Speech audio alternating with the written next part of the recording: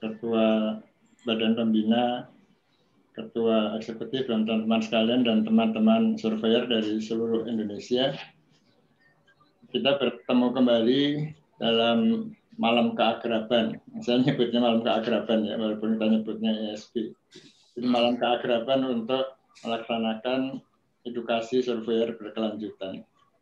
Supaya rasanya walaupun jauh, nggak ketemu, tapi rasa akrabnya di antara kita mudah-mudahan masih terus terjalin. Ya Allah, amin.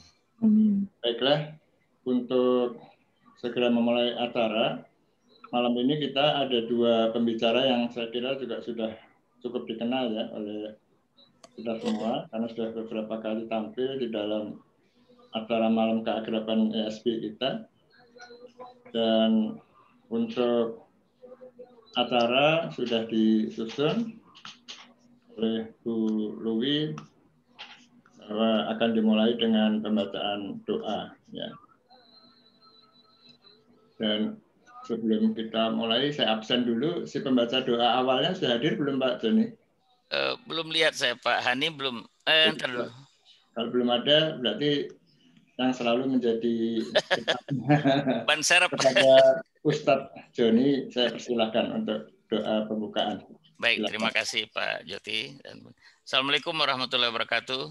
Waalaikumsalam. Saya hormati Bapak Ketua Eksekutif Kars, Dr. Sutoto, MKes Fiskwa, Ketua Badan Pembina Pak Bambang Wibowo, dan kedua pembicara kita Pak Beni Sihombing dan Dr. Rido, dan seluruh teman-teman baik yang di Kars ya seluruhnya, yang seluruh Indonesia.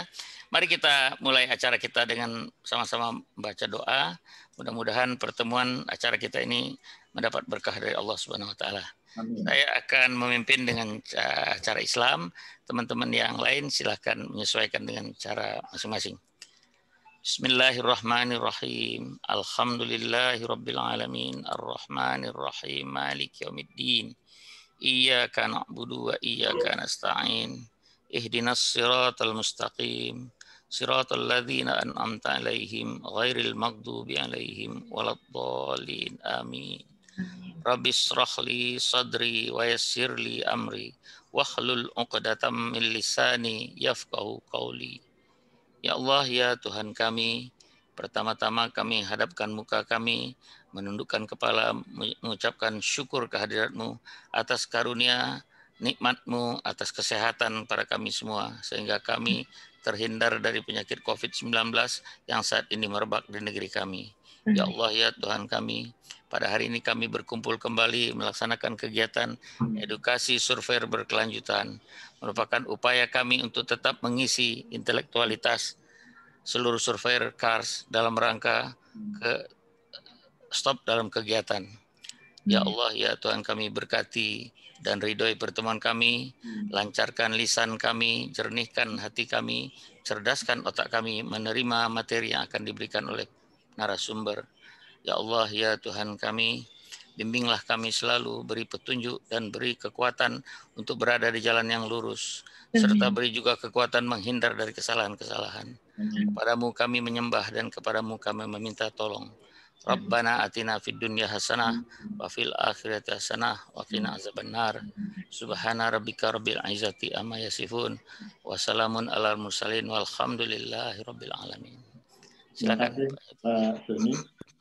Jadi kita akan memulai acara ini dengan acara pembukaan yang akan disampaikan pengantar dari Ketua Eksekutif Komisi Akreditasi Rumah Sakit. Kepada Dr. Sutoto MKes Fiska kami persilahkan. Terima kasih Dr. Jati. Assalamualaikum warahmatullahi wabarakatuh. Waalaikumsalam warahmatullahi wabarakatuh. Dr. Benyamin Sihombing, Dr. Rido Wahyutomo selaku pembicara malam hari ini, Dr. Bambang selaku Ketua Dewan Pembina, dan teman-teman dari Kars yang saya muliakan, serta seluruh surveyor yang saya cintai. Topik malam ini tentang resistensi antimikroba. Saya kira kita tahu resistensi antimikroba ini akan terus kita dengung-dengungkan agar kemudian resistensi ini akan menjadi menurun. Sebagaimana kita ketahui, akibat dari resistensi obat antibiotik maupun juga antimikroba lainnya yang karena menjadi tidak efektif untuk membunuh kuman, maka infeksi menjadi semakin sulit, bahkan tidak mungkin diobati. Antibiotik menjadi semakin tidak efektif karena resistensi obat menyebar secara global dan menyebabkan lebih sulitnya untuk mengobati infeksi dan bisa menimbulkan kematian. Antibakteri baru sangat dibutuhkan, misalnya untuk mengobati infeksi bakteri gram negatif yang resisten terhadap carbapenem. Ini seperti yang diidentifikasi dalam daftar patogen prioritas WHO. Namun jika orang tidak mengubah cara penggunaan antibiotik sekarang, maka antibiotik yang baru akan mengalami nasib yang sama, ya, seperti sekarang, jadi tidak efektif.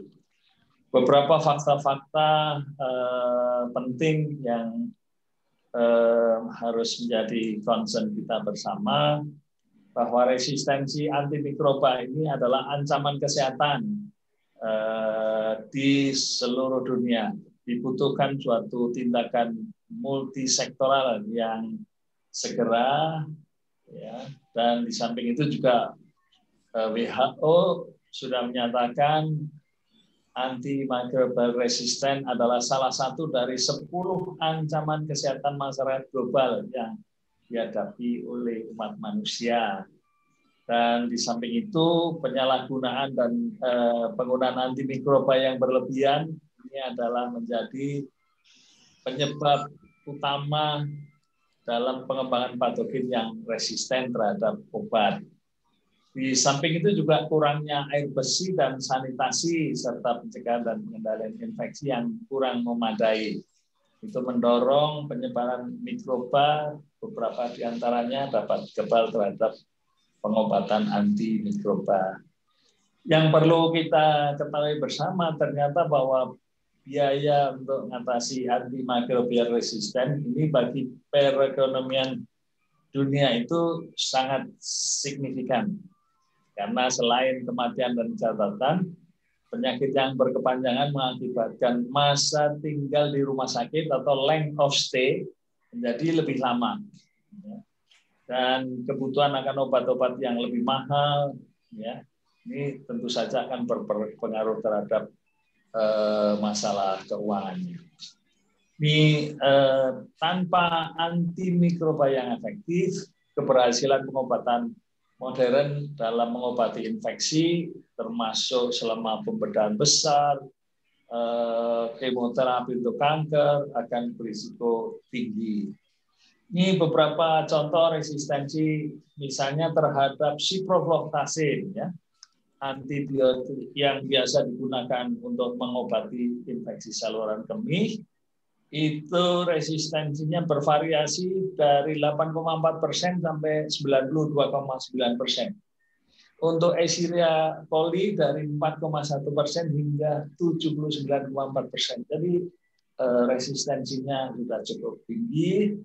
Oleh karena itu, edukasi surveyor berkelanjutan malam ini kita mengundang secara spesial, mengundang kembali Dr. Benjamin Sihombing dari WHO Indonesia yang akan berbicara tentang manajemen dan analisis dari antimicrobial resistant data lewat WHO-Net, dan Dr. Ridho Wahyutomo yang juga pernah berbicara tentang AMR ini. Nah, cuma sekarang lebih mendarat pembicaranya, yaitu implementasi WHO-Net di rumah sakit di era pandemi COVID-19. Saya berharap bahwa apa yang kita lakukan mendatangkan manfaat bagi dunia rumah sakit di Indonesia dari kedua pembicara ini. Demikian yang dapat saya sampaikan. Terima kasih. Assalamualaikum warahmatullahi wabarakatuh. Waalaikumsalam. Warahmatullahi wabarakatuh. Terima kasih Pak Toto. Dan selanjutnya kami persilahkan kepada Ketua Badan Pembina Komisi Akreditasi Rumah Sakit, kepada Dr. Bambang Wibowo, SPUG, konsultan MAS. Saya persilahkan. Assalamualaikum warahmatullahi wabarakatuh. Waalaikumsalam. Terima kasih Pak Jody. Yang saya hormati Pak Toto, Ketua Eksekutif Komisi Akreditasi Rumah Sakit, para pejabat KARS, juga dua pembicara, Dr. Benyamin dan juga Dr. Ridho. Jadi terima kasih juga teman-teman surveyor yang sangat luar biasa karena tak henti-hentinya terus belajar. Kalau bicara tentang antibiotik, tadi Pak Toto bicara panjang lebar, saya ingat sekitar tahun 2004 atau 2005 waktu itu ya. Ada program antimicrobial resistance in Indonesia. Pada waktu itu melakukan assessment terhadap rumah sakit vertikal. Pada waktu itu Pak Toto sebagai Direktur Utama Rumah Sakit Fatmawati. Dan Rumah Sakit Fatmawati mendapatkan penilaian paling tinggi pada waktu itu untuk kepatuhan terhadap berbagai regulasi yang menyangkut dari mulai manajemen sampai implementasi antimikroba pada saat itu. Dan saya yakin ini sangat relevan karena tidak hanya menyangkut cost effectiveness ketika kita bicara tentang antimikroba, tapi juga terkait dengan keselamatan pasien. Tadi sudah disinggung Pak Toto. Terima kasih sekali lagi Pak Benyamin dan Pak Ridho. Dan saya mau bacakan pantun ini, kiriman Pak Firdaus ya, untuk dua pembicara yang luar biasa dan juga seluruh surveyor yang tetap semangat. Ini terima kasih Pak Dr. Firdaus. Teri Tripang tersaji bersama ayam penyet. Wah ini jadi ngiler kita. Makan, cara makan. Iya, selera dirantau, nan beragam, boleh dipilih.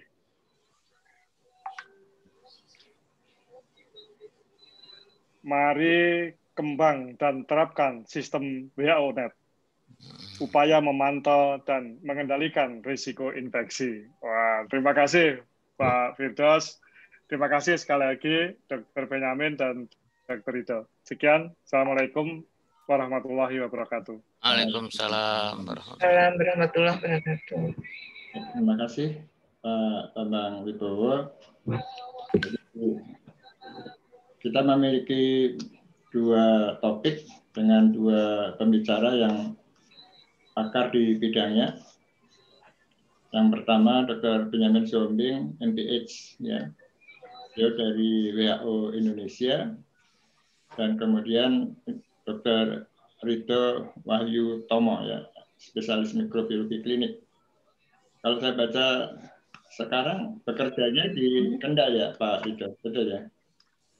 Saya di RSUD Pekalongan, Rumah Sakit Mardidayu Kudus. Oh, malah di Pekalongan. Pekalongan dan Kudus, dokter. Pekalongan dan Kudus. Oke. Baik, jadi kita akan segera memulai dengan pembicara pertama dengan suatu ungkapan yang cukup menarik ya, bahwa Kalimantan terkenal dengan sejenis monyet. Mungkin ada yang nggak tahu ini. Bekantan ya. Bekantan. Nan gagah menjadi ikon daerah. Tingkatkan pemahaman sistem WHO-Net, penerapan PPRA rumah sakit semakin terarah. Jadi jagonya pantun di KARS ya. Jadi semuanya kebagian.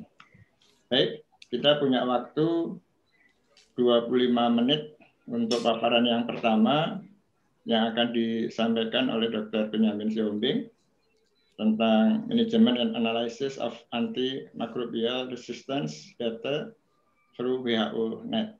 Ya, jadi mungkin juga sebagai pengantarnya perlu dijelaskan dulu tentang WHO-Net yang katanya merupakan aplikasi gratis ya, yang disediakan oleh WHO, dikembangkan bersama-sama sehingga sudah memiliki berapa macam bahasa ya, termasuk bahasa Indonesia. Dan saya kira kurikulum vitae-nya semua sudah pernah mendengar, jadi tidak saya bacakan. Tapi yang jelas beliau sudah cukup expert di bidangnya, sudah 18 tahun. Dan kemudian kalau mau dilihat terhadap pengalamannya cukup panjang ya, perjalanan karir dari beliau bisa dilihat di dalam riwayat hidupnya ya, yang sudah panjang seperti ini. Jadi dan kemudian ini adalah pendidikan beliau ya. Jadi mendapatkan gelar MPH-nya dari Singapura. Oke, sudah pernah ada publikasi. Dan nanti yang kedua adalah Dr. Rido untuk pembicara kedua. Oke, kepada Pak Benyamin, saya persilahkan, waktunya 25 menit. Kami silakan. Baik, terima kasih. Assalamualaikum warahmatullahi wabarakatuh. Selamat malam buat teman-teman sejawat, para pengurus KARS sekalian. Ada Dr. Sutoto, kemudian ada Dr. Joni, Ibu Eka, kemudian juga ada Ketua Dewan Pembina nih, Pak Bambang, Dirjen pada waktu saya aktif-aktif mengerjakan AMR di PKR pada waktu itu. Baik, saya akan share sendiri.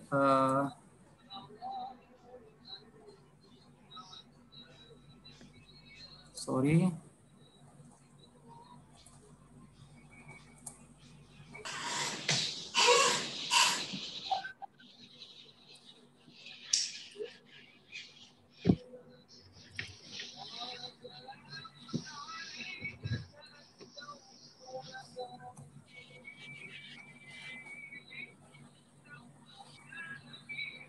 Tampil, sudah bagus. Ini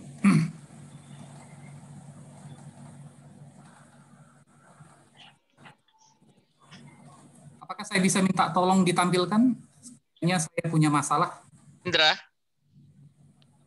Indra. Iya. Tampilkan dari Indra aja. Bentar ya, Pak. Ya. Pak Benny stop share. Enggak, memang belum share. Stop share.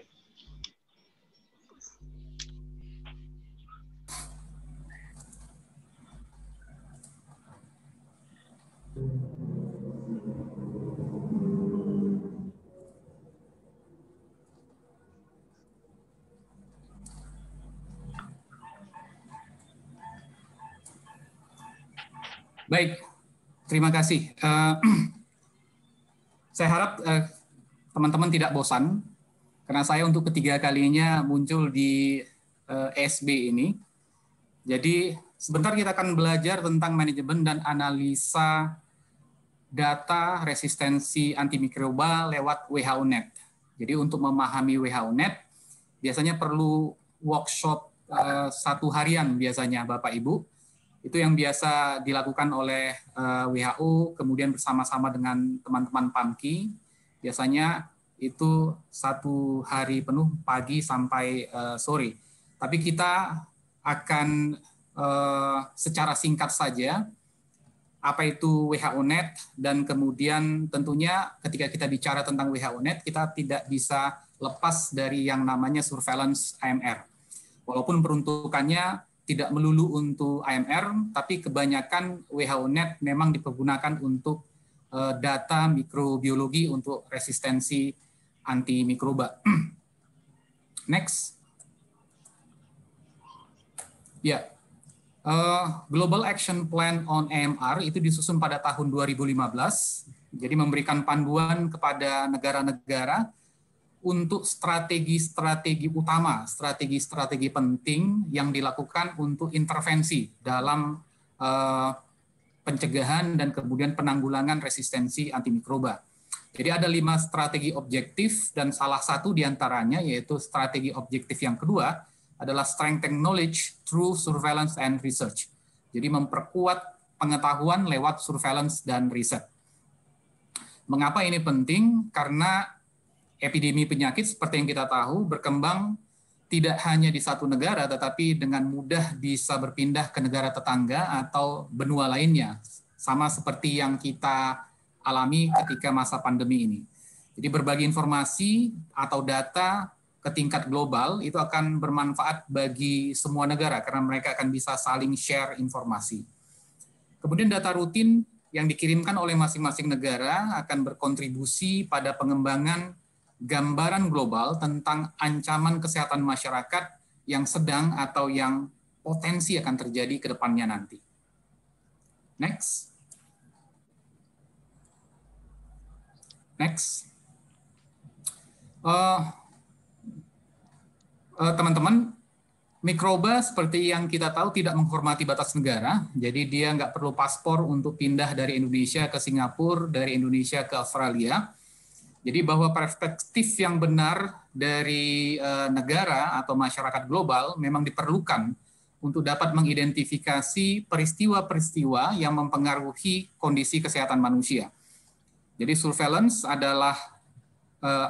AMR adalah tool penting untuk memberikan informasi kepada kebijakan dan merupakan sebuah dasar untuk mengkaji penyebaran resistensi antimikroba dan memantau dampak implementasi strategi lokal, nasional, dan juga global. Artinya, data-data yang kita dapatkan melalui surveillance AMR ini akan bisa mengkoreksi, mengevaluasi terhadap intervensi yang mungkin kita lakukan, katakanlah pada level lokal di rumah sakit. Kita melakukan intervensi Infection Prevention Control, PPI, sudah dilakukan secara rutin, secara baik, training dilakukan, tetapi kemudian resistensi antimikroba, pattern-nya tetap meningkat. Berarti ada sesuatu yang salah, misalnya, di dalam intervensi PPI kita. Atau kita melakukan kebijakan antimicrobial stewardship atau penatagunaan antimikroba, kita lakukan secara rutin dan kemudian baik, tetapi kenapa surveillance AMR kita menunjukkan pattern daripada resisten antimikrobial itu terus meningkat. Berarti ada sesuatu yang perlu kita evaluasi, mungkin bukan dalam tataran strategi, bisa jadi ketika mengimplementasikannya, kira-kira seperti itu. Jadi tahun 2015 dalam sidang WHO, World Health Assembly, itu WHO ditugaskan untuk membangun yang namanya Global AMR Surveillance atau yang disebut nanti dengan GLAS. Jadi GLAS ini istilah yang nanti akan banyak kita bicarakan di depan. Fungsi daripada Global AMR Surveillance itu adalah untuk meng-capture atau dan mengintegrasikan data yang diperlukan untuk memberikan informasi terhadap strategi penanganan resistensi antimikroba secara lokal, regional, maupun global. Next. Jadi GLAS dalam tahap awal itu fokus kepada kombinasi patogen antibakterial yang terpilih. Jadi ada 8 patogen yang memang menjadi prioritas. Nah, apa saja patogen yang menjadi prioritas nanti kita akan lihat pada slide selanjutnya. Dan tentunya list ini akan terus berkembang sesuai dengan munculnya patogen tertentu yang mengancam banyak orang atau yang muncul di banyak negara.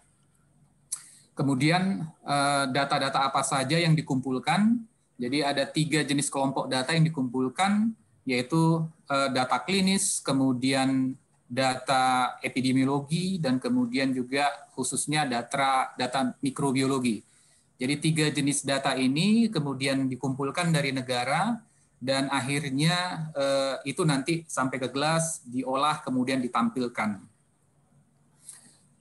Tentunya agar kemudian data ini bisa dianalisa dan dibandingkan, maka diperlukan yang namanya standarisasi dalam metodologi. Jadi data AMR Indonesia itu sudah masuk sejak tahun 2019 yang lalu ke GLAS.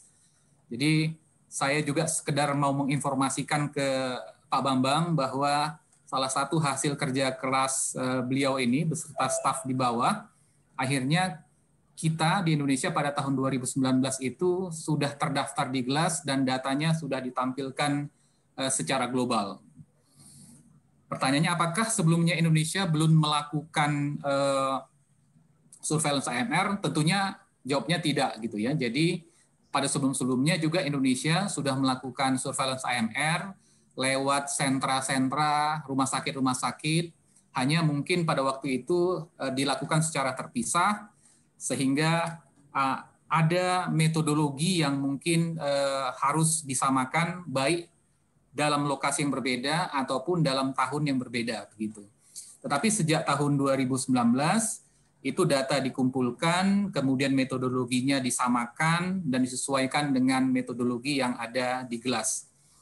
Jadi 3 hal di dalam lingkaran ini merupakan hal yang penting di dalam GLAS, yaitu metodologinya harus standar, kemudian datanya timely dan juga komprehensif. Komprehensif bukan hanya data mikrobiologi, tetapi juga data epidemiologi dan kemudian data klinis. Dan hasilnya tentunya akan memberi masukan untuk kebaikan, untuk kebijakan atau policy lokal, rumah sakit, nasional, dan kemudian juga bisa menjadi suatu perubahan kebijakan pada level global. Next. Ya, jadi berikut adalah patogen yang memang diprioritaskan untuk diamati.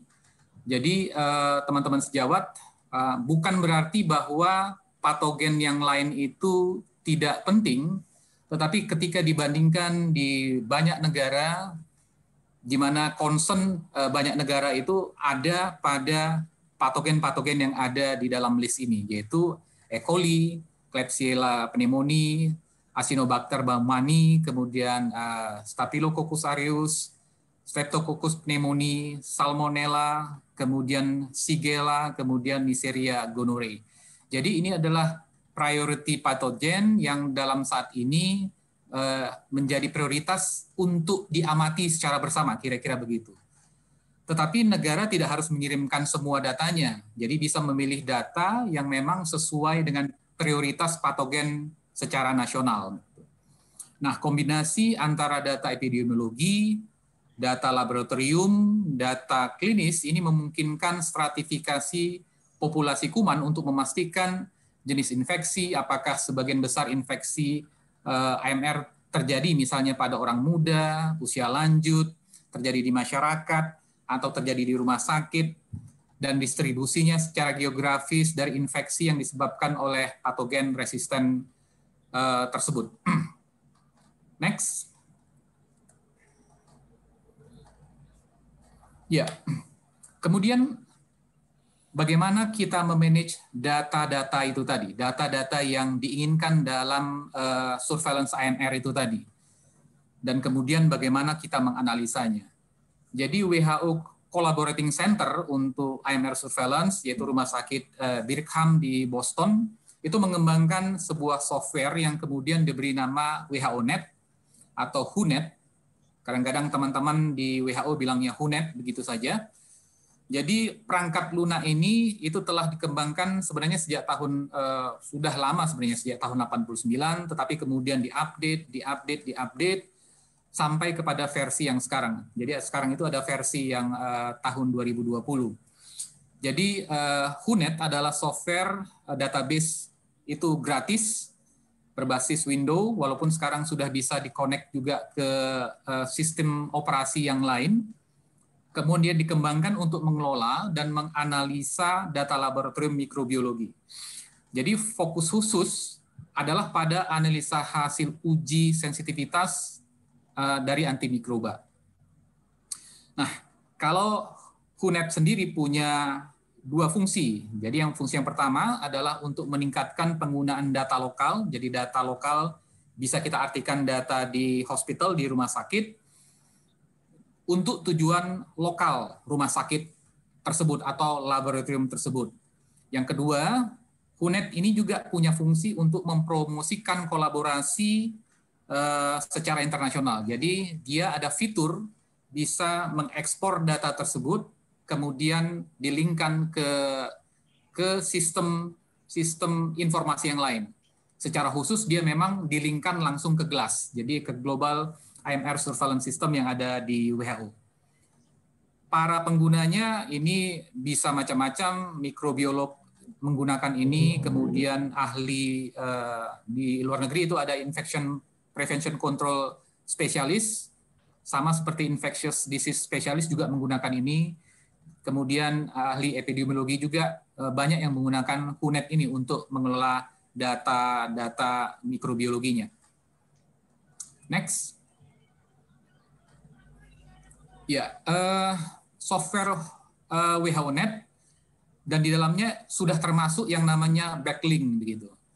Jadi kita tidak akan masuk kepada hal-hal yang detail memang tentang bagaimana mengoperasikannya, karena tentunya itu akan makan waktu yang cukup panjang untuk menjelaskannya satu persatu.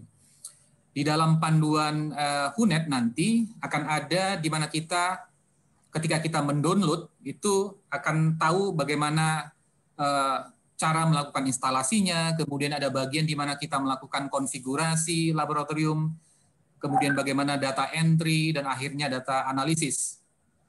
Kemudian kalau kita mau men-share data, seperti saya katakan tadi, dari rumah sakit atau laboratorium ke nasional, atau dari nasional ke GLAS, maka ada bagian dari data result dan sharing, dan ekspor data tersebut ke tempat yang mau dituju. Yang kedua adalah backlink. Jadi fungsi backlink ini adalah untuk mengambil, mengcapture data, dan melakukan standarisasi data tersebut dari sistem lain. Sistem lain maksudnya apa? Sistem lain termasuk di dalamnya adalah sistem yang simple seperti Excel, Access, itu bisa dilinkkan ke backlink. Kemudian dari instrumen laboratorium untuk pemeriksaan kultur dan resistensi biasanya, seperti alat-alat seperti Vitek, ini yang biasanya cukup banyak digunakan di Indonesia. Kemudian ada juga Phoenix, itu juga sedikit banyak digunakan di Indonesia. Dan terakhir adalah laboratory information system seperti Labware, kemudian Lab Vantage, Lab Collector, dan lain-lain. Jadi dari sistem yang lain ini itu bisa dihubungkan ke backlink, kemudian backlink akan mengcapture datanya dengan melakukan standarisasi sehingga akhirnya bisa dibaca oleh HUNET. Lanjut. Ya, di mana kita bisa mendownload HUNET? Jadi software ini bisa diunduh di www.hunet.org. Jadi ada HUNET yang terbaru yaitu tahun 2020, ada yang versi web dan juga ada HUNET versi yang lama. Jadi di versi yang lama ini itu ada kayaknya ada lebih dari 20-an bahasa. Tadi seperti Dr. Joti bilang, bahasa Indonesia juga termasuk di dalamnya. Next. Ya, ini laboratory configurations. Jadi pertama kali ini yang harus kita isi, jadi konfigurasi laboratoriumnya. Jadi biasalah yang mulai dari nama negara, nama lab, kemudian kita beri kode filenya, kemudian apakah lab kita menangani sampel human atau juga menangani sampel human, animal, dan food begitu, itu juga ada pilihannya. Dan seterusnya kita mengisi antibiotik yang dites di laboratorium kita, dan seterusnya, dan seterusnya. Lanjut. Kemudian jenis data yang dimasukkan itu saya tabulasi kira-kira seperti ini. Jadi ada data-data pasien, kemudian lokasinya, kemudian spesimennya, kemudian organismenya, begitu ya. Jadi ini yang harus dimasukkan ke dalam data entry nanti. Yang menjadi catatan bahwa tidak semua data yang yang di HUNET itu dibutuhkan oleh GLAS WHO. Jadi contohnya GLAS tidak butuh nama karena ini memang lebih dibutuhkan oleh rumah sakit atau lokal rumah sakit gitu untuk ditindaklanjuti, karena WHO tidak melakukan tindak lanjut secara personal gitu ya. Yang melakukan tindak lanjut secara personal tentunya adalah rumah sakit tersebut. Termasuk juga nama rumah sakit, departemen apa, data itu tidak dibutuhkan oleh GLAS, jadi hanya gelondongan besar saja kalau yang data masuk ke GLAS. Lanjut. Jadi ini data entry-nya, ada pasiennya, data-data pasien, kemudian lokasi, jenis spesimen, dan lain-lain gitu ya. Lanjut. Ya, kemudian kita masuk ke tab data analisis. Jadi ada beberapa tombol di situ, tinggal kita ikuti untuk menganalisanya. Dan kemudian kita masuk kepada software yang kedua, yaitu yang tadi kita sebutkan backlink.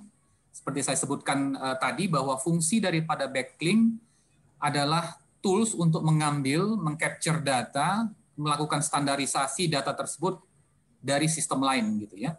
Jadi sebagian besar sebenarnya laboratorium di negara-negara high income country, termasuk juga sebagian negara low middle income country, itu sudah memiliki sistem komputerisasi untuk mengelola data mikrobiologi mereka. Jadi sistem ini tidak secara langsung kompatibel memang satu sama lain. Jadi bisa jadi sistem operasi yang tidak kompatibel, kemudian struktur database-nya tidak kompatibel, kode, bahasa, tingkat kecanggihan juga tidak kompatibel.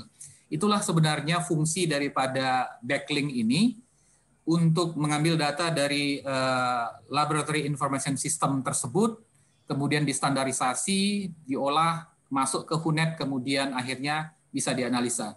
Jadi guna dari backlink ini supaya kita nggak perlu double entry lagi, jadi memasukkan secara manual, itu tidak dibutuhkan lagi dengan adanya backlink ini. Next. Ringkasnya mungkin kira-kira seperti ini, begitu.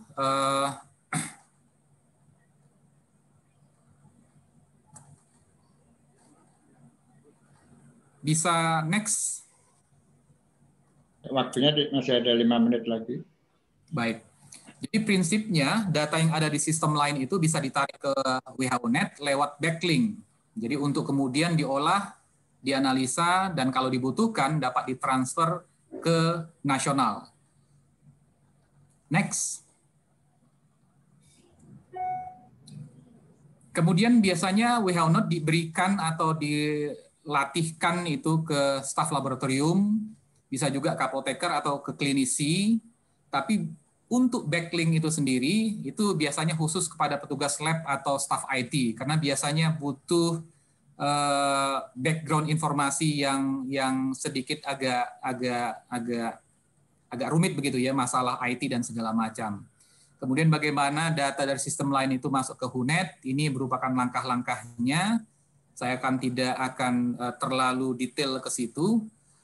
Dan akhirnya saya mau sampaikan informasi seperti ini, lanjut. Jadi sekilas tentang HUNET seperti itu, dan saya ingin membagikan tentang hasil daripada AMR surveillance sebagian pakai HUNET yang dilakukan di Indonesia, di mana data AMR kita sudah terhubung dengan GLAS di WHO. Ini adalah tampilan data AMR Indonesia yang ada di GLAS tahun 2019, jadi ini adalah tahun pertama kali Indonesia akhirnya bisa enroll di dalam GLAS di headquarter. Jadi data ini berasal dari 11 rumah sakit yang menjadi sentinel, 9 diantaranya yang mengirimkan datanya, dan semuanya dari pasien rawat inap. Jadi kita sudah punya National Reference Laboratory, yaitu BBLK Surabaya dan BBLK di Jakarta. Jadi data ini saya ambil dari GLAS sekretariat di headquarter. Nah ini adalah gambar ini, peta ini saya pinjam dari teman-teman Litbangkes, Dr. Nelly. Ini adalah map di mana ada 11 rumah sakit tersebut yang menjadi sentinels untuk AMR surveillance di Indonesia. Dan berikut ini adalah data AMR kita yang berasal dari 9 rumah sakit sentinel tersebut. Jadi kita berkontribusi untuk 3 jenis spesimen, darah, urin, feses. Untuk yang genital kita belum berkontribusi di situ. Dan jenis patogennya adalah seperti yang ada di dalam slide. Jadi sebagai konklusi, WHONet memang berperan untuk surveillance populasi mikroba yang sedang berkembang, dan salah satu fokusnya adalah surveillance tren resistensi patogen yang prioritas. Yang kedua, WHONet dapat meningkatkan penggunaan data lokal untuk menginformasikan kebijakan lokal atau kebijakan rumah sakit tentang pelayanan antimikrobial stewardship dan juga pencegahan infeksi serta tindakan pengendaliannya. Dan WHO-Net ini juga dapat mempromosikan kolaborasi nasional dengan internasional dalam sharing data. Akhirnya ketika saya bicara tentang resistensi antimikroba, saya tentunya teman-teman sejawat juga senang ketika nonton film Avengers ya, apalagi film yang terakhir yaitu The Endgame. Jadi saya belajar dari film itu untuk melawan musuh yang super memang harus dikeroyok rame-rame. Jadi untuk melawan musuh yang super harus dikeroyok oleh orang-orang super juga seperti Dr. Strange, kemudian ada ilmuwan, Hulk, kemudian ada tentara, kemudian ada pengusaha. Seperti itu juga ketika kita berperang melawan resistensi antimikroba.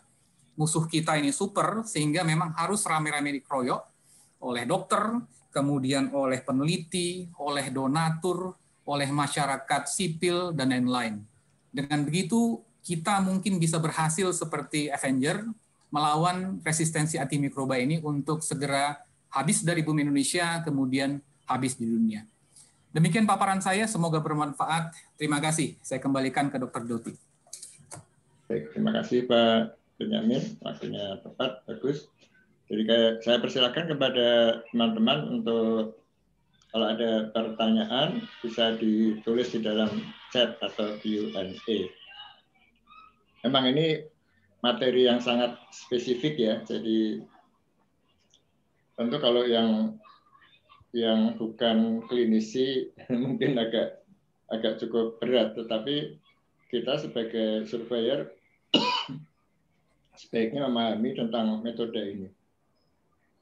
Mungkin nanti Pak Benyamin bisa menjelaskan bagaimana cara mendownload untuk free application ini, gitu ya. Tapi baiklah kita lanjutkan dulu pada pembicara berikutnya. Untuk saya persilahkan kepada Dr. Rito yang akan menyampaikan implementasinya. Nah, setelah itu nanti baru kita akan diskusikan.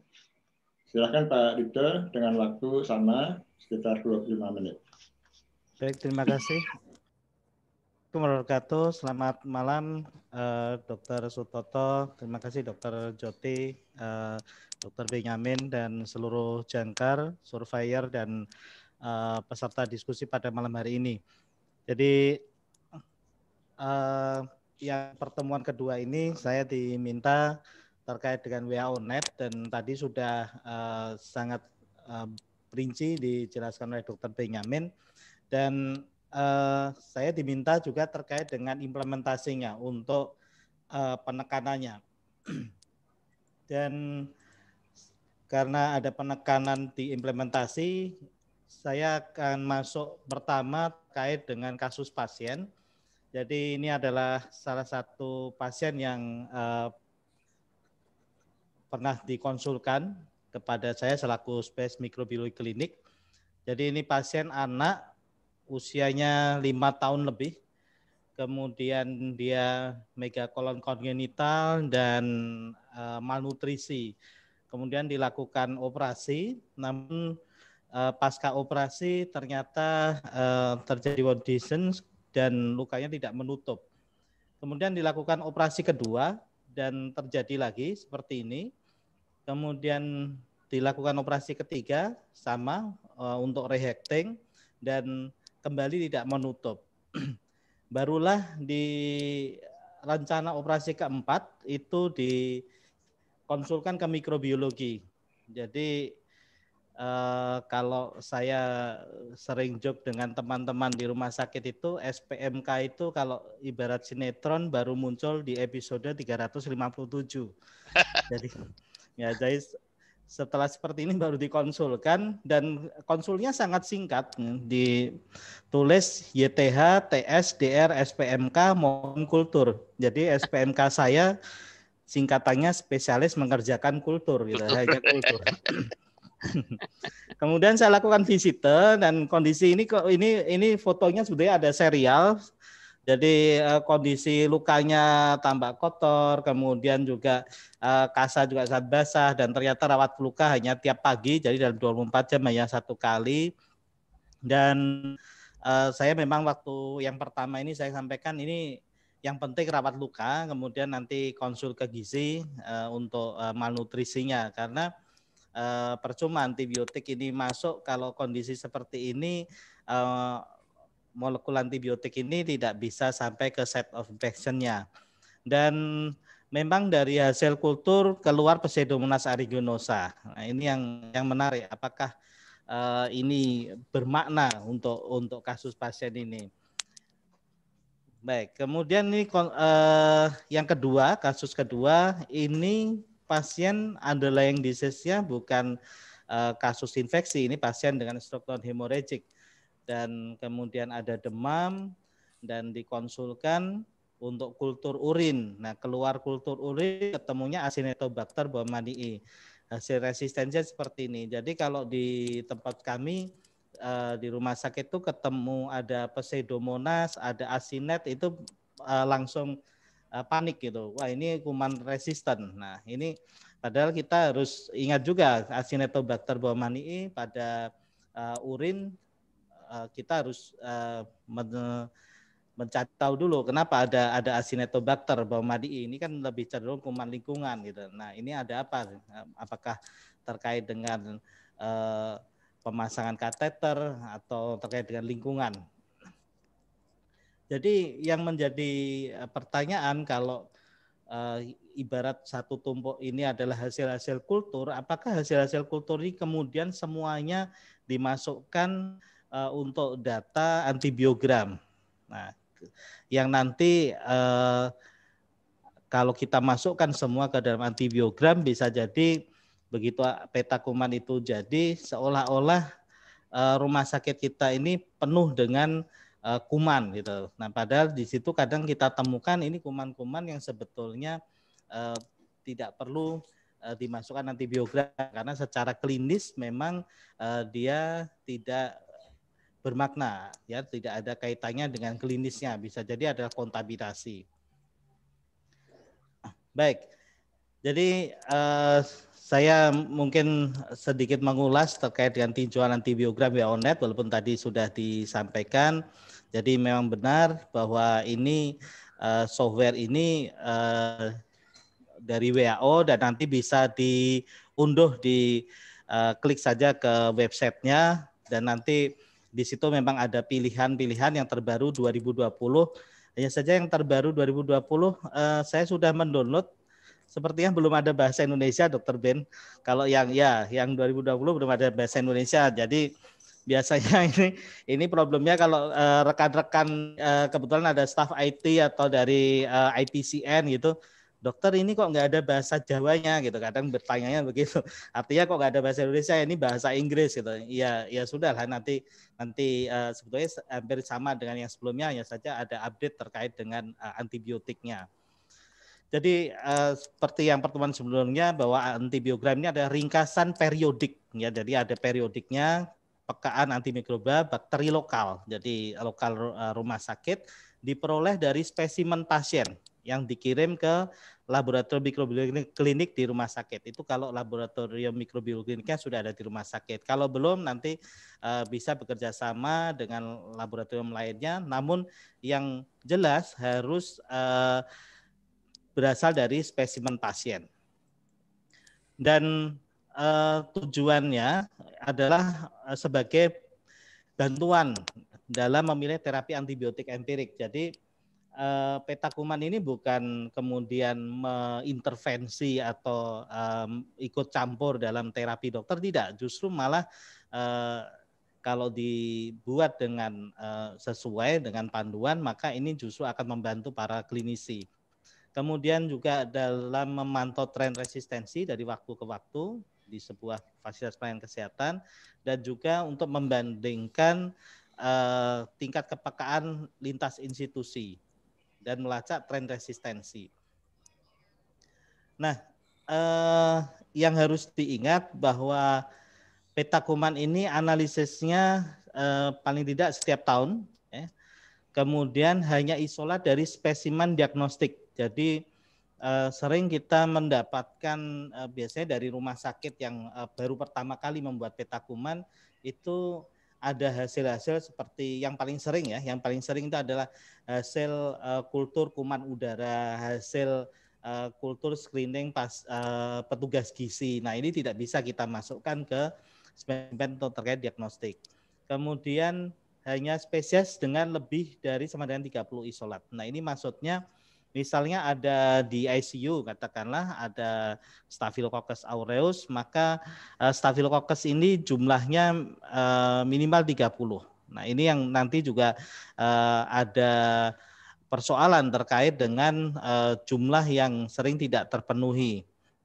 Kemudian antibiotik yang diuji adalah antibiotik yang rutin digunakan untuk terapi pasien. Ya. Untuk terapi pasien. Ada antibiotik juga yang dipasang, biasanya itu untuk diagnostik terkait dengan resistensi. Contohnya misalnya oxacillin atau cefoxitin itu untuk mendeteksi MRSA. Jadi kalau itu resisten, dua antibiotik itu resisten, maka kita bisa mengatakan itu MRSA. Kemudian disertakan metode uji, jadi tadi yang sudah disampaikan Dr. Ben, itu ada menu-menu yang sudah keluar dan nanti di terakhir itu memang ada kalau kita sudah memasukkan semua data, satu pasien, kemudian dimasukkan semua, nanti terkumpul ada analisis data. Nah itu ada beberapa metode uji, ya metode uji, mulai dari yang sederhana sampai ada yang lebih spesifik. Kemudian yang dilaporkan hanya persentase sensitivitasnya saja. Nah, ini adalah yang analisis data. Jadi bisa kita lihat di sini ada beberapa jenis analisis. Ini yang paling sederhana biasanya kita klik di persentase resistensi intermediate sensitivitasnya, kemudian histogram dan kita klik di berupa ringkasan. Dan benar yang dikatakan Dr. Ben bahwa kalau pelatihan WHO seperti ini memang tidak mungkin hanya 20 menit, bahkan bisa 1 hari. Biasanya kita juga berikan case-case untuk hasil-hasil kultur untuk cara memasukkannya dan menganalisis. Nanti keluar hasil analisis seperti ini kebetulan saya buat contoh misalnya dua kuman ya, dua hasil kultur begitu. Jadi seharusnya nanti bisa banyak sehingga polanya akan tampak. Jadi pelaporan pola mikroba ini frekuensinya bisa 6 bulan atau 1 tahun, memang rata-rata 1 tahun. Hanya saja kalau di tempat kami kadang yang di ICU itu tentu saja ini sebelum pandemi, karena saat pandemi ini kultur sangat turun jumlahnya, sama konsentrasinya kepada COVID semua. Jadi sebelum pandemi itu kita amati juga di ICU itu 1 bulan sekali kita evaluasi karena prosesnya atau pergerakannya sangat cepat. Nah, kegunaannya untuk program pengendalian infeksi rumah sakit terkait PPI, kemudian untuk dasar penyusunan PPAB untuk pedoman penggunaan antibiotik di PPRA, kemudian data surveillance nasional. Ini adalah peta kuman yang kebetulan kami buat di Rumah Sakit Mahdi Rahayu Kudus di ICU. Ini salah satu saja yang saya potong adalah disputumnya. Jadi ini kami tulis seperti ini ya. Jadi ada peta kuman merupakan peta menggambarkan pola resistensi kuman terhadap antibiotik. Kami tulis yang pertama ada untuk pedoman pencegahan transmisi infeksi. Ini yang paling awal kami tuliskan. Dan pedoman terapi jika terjadi infeksi yang disebabkan oleh kuman resisten di ruang perawatan tersebut. Dan kalau kita lihat memang di sini ada beberapa kuman dan ini kuman-kuman yang tercantum di sini sudah melalui proses validasi verifikasi. Jadi seperti Acinetobacter itu dalam 1 tahun ini, dalam 6 bulan ini itu cuma ada 16 sampel. Kemudian Pseudomonas 23, Klebsiella 9. Memang belum 30.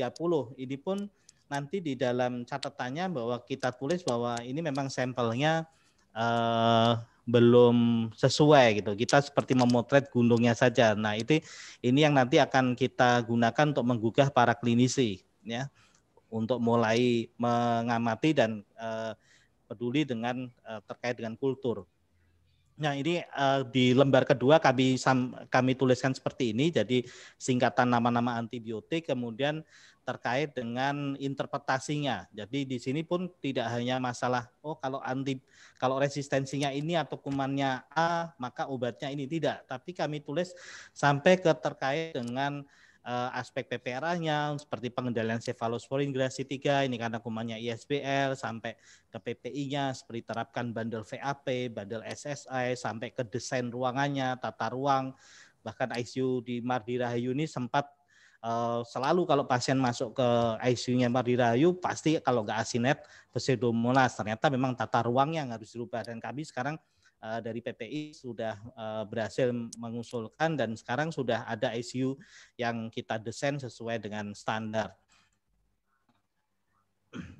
Ya, jadi ini untuk implementasinya. Jadi ini adalah contoh hasil kultur. Ini anak usia 6 bulan dengan pneumonia, kemudian hasil sputum ketemu Pseudomonas. Namun hasil kultur ini tidak ada jawaban klinis. Maksud saya dari DPJP, dari klinisi, mereka memiliki masalah saat mereka mengirim ke laboratorium mikrobiologi. Seharusnya di hasil lab ini memberikan solusi. Namun di sini hanya tertulis sensitif terhadap piperacillin tazobactam, ciprofloxacin. Memang betul ada ciprofloxacin sensitif juga. Namun kita harus melihat juga di sini usianya 6 bulan. Ciprofloxacin tentu saja kontra indikasi untuk anak usia 6 bulan. Nah, inilah pentingnya pelaporan hasil lab ini harus diikuti aksi, yaitu adalah visite. Makanya dokter laboratorium, baik SPMK, SPPK, kalau tidak ada SPMK untuk yang mengerjakan kultur kan SPPK, ini harus visite. Ya. Dan nantinya untuk penerapan pengusulan obat pun, pengusulan antibiotiknya sesuai hasil kultur, kita juga harus mengingat bahwa kaidahnya sekarang ada yang kita ulang kepada rekan-rekan adalah terkait dengan berapa jam pemberiannya. Karena kalau tidak tepat, maka katakanlah 3 kali 1 diminum jam 7 pagi, jam 1 siang, kemudian jam 7 malam, dan besoknya baru diminum jam 7 pagi, maka ada jeda di mana tak ada obat dalam darah. Inilah yang nanti akan memicu resistensi juga. Nah, ini ada kasus yang cukup menarik juga. Ini ada ulkus pasca KLL, kemudian sudah diberikan empiriknya ceftriaxone IV, metronidazole dan gentamicin-nya tidak saya tulis IV atau tidaknya, kemudian amoxicillin-nya oral. Dan ternyata kulturnya Acinetobacter baumannii yang sensitif terhadap meropenem, cipro, dan levo. Dan menariknya ternyata metro dan gentanya ini tidak IV tapi disiramkan gitu. Ini ini secara farmakologi kita juga bingung ini bagaimana metronidazole gentamicin ini disiramkan ke luka gitu. Nah, ini yang cukup menarik juga untuk diskusi PPRA saat itu. Dan kita harus ingat juga dalam implementasi hasil peta kuman itu kita sampaikan bahwa ini tidak hanya cukup masalah sensitif kemudian antibiotik itu bisa 100% karena antibiotik memiliki efikasi. Efikasi itu bisa dikatakan daya maksimal untuk kinerjanya itu ya. Itu misalnya meropenem pun paling tinggi adalah 93% untuk Staph aureus ya. Jadi tidak sampai 100%. Dan ini adalah spektrumnya, jadi tidak ada spektrum antibiotik yang bisa untuk seluruh kuman. Jadi setiap antibiotik atau setiap kuman memiliki spesifikasi terhadap antibiotik-antibiotik tertentu. Dan semakin sering kita menggunakan antibiotik, di sini ada sebuah penelitian di mana penggunaan fluoroquinolone garis yang warna biru ini semakin sering menggunakan maka resiko resistensinya ini kebetulan Pseudomonas dan bakteri batang gram negatif juga ternyata semakin meningkat resistensinya. Dan ini penggunaan ya pada ternak yang kemudian nanti ada residual antibiotik. Ini ada dari FDA beberapa produk makanan yang dia ada residual antibiotik. Nah, disinilah pilar PPRA di mana klinisi, keperawatan, mikrobiologi klinik, kalau tidak ada patologi klinik, farmasi klinik, PPI, dan komite farmasi terapi, mereka bersama untuk pengendalian resistensi antimikroba. Kalau Dr. Ben tadi katakan dikeroyok bersama gitu ya oleh para superhero. Dan yang menarik juga adalah peran PPI ini. Ya, kenapa sih PPI, dan sering berapa kali IPCN menanyakan kenapa IPCN dilibatkan lagi, kenapa kok perawat lagi yang dilibatkan. Ini saya ambil penelitian yang cukup lama, 17 tahun, ya 99 sampai 2016, terkait dengan profesi di US yang mereka memiliki kejujuran, memiliki konsisten, komitmen. Itu ternyata selama 17 tahun ini nurse yang nomor ranking 1. Nah, ini nurse, salut untuk para perawat Indonesia. Nah, ini kebetulan di Amerika, bukan di Indonesia. Kemudian farmasi, kemudian dokter.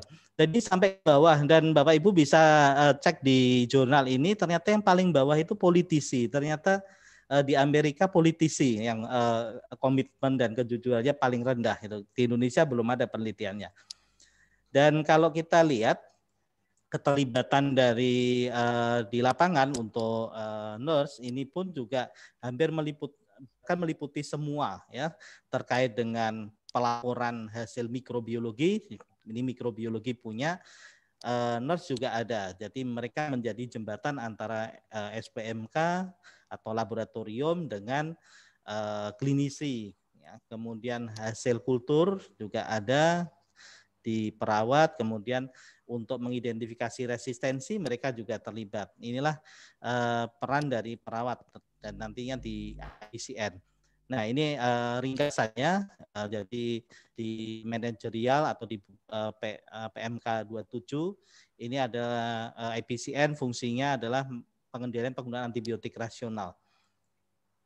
Dan kalau ada patogen pasti ada infeksi, ada kemungkinan penggunaan antibiotik, dan ada ancaman antibiotik resisten, sehingga ada patogen yang resisten. Nah, disinilah fungsi PPI supaya patogen resisten tidak menjadi atau dicegah tidak infeksi. Kalaupun terjadi infeksi, maka diagnosisnya, treatmentnya harus efektif.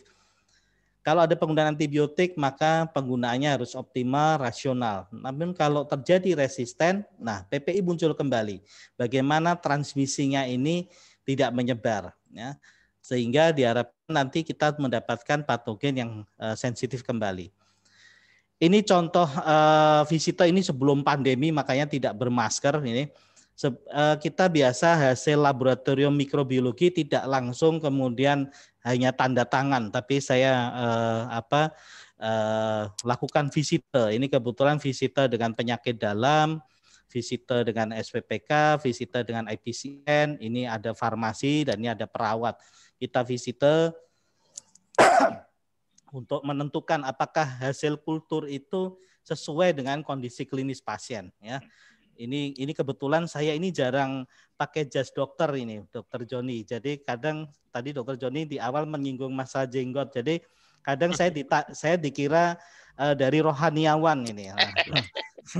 Bahkan kebetulan saya di Rumah Sakit Kristen juga pernah ada keluarga pasien yang bertanya ke perawatnya bilang ke saya, "Dok, kata keluarga perawat loh, sekarang di rumah sakit ini ada rohaniawan Islam," katanya. Ya, ini implementasi kita untuk menentukan hasil kultur. Kalau nanti yang betul valid, sudah kita verifikasi, baru itu yang nanti dimasukkan ke dalam WHO Net.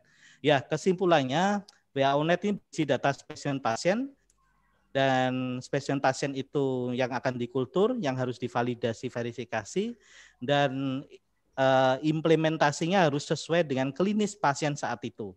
Jadi belum tentu kalau MRSA kemudian saat itu kondisi pasien sudah membaik, kemudian kita harus masuk vancomycin atau linezolid. Jadi sesuai dengan klinis pasien. Namun hasil kulturnya tetap bisa kita simpan untuk data epidemiologi rumah sakit.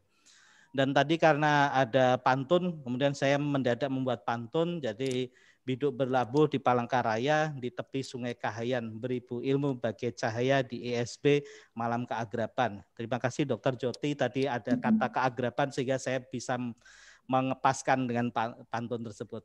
Baik, terima kasih matur nuwun. Ini kebetulan Dr. Beni, saya kalau buku panduan WHO yang kita unduh dari WHO.net itu kan bahasa Inggris itu. Saya terpikir waktu itu bagaimana kalau kemudian saya terjemahkan, saya bahasakan dengan bahasa yang mudah. Ini kebetulan tahun 2017 saya menyusun mengenal peta medan kuman dan WHO.net. Kemudian ini tahun 2020 saya membuat buku antibiotik paham bagi awam. Ini memang untuk orang awam yang sering kita bagikan di forum awam. Terima kasih atas kesempatannya. Assalamualaikum warahmatullahi wabarakatuh. Waalaikumsalam warahmatullahi wabarakatuh. Terima kasih. Jadi kita mulai dengan diskusi yang santai gitu ya, karena kita tentu ingin ini mendatangkan suatu manfaat. Cukup banyak pertanyaan yang masuk dari teman-teman. Mungkin yang pertama ke Dr. Benyamin ya, yang menyangkut tentang ethic of conduct dari data ini. Walaupun tadi pertama kali dijelaskan sudah tidak ada nama ya, tapi tolong pertanyaan dari Pak Zainul Arifin kepada Dr. Si Hombing untuk menjawab untuk Dr. Benyamin. Bagaimana tentang ethic of conduct dari data-data yang dikumpulkan di dalam WHO.net ini? Silakan Pak Benyamin.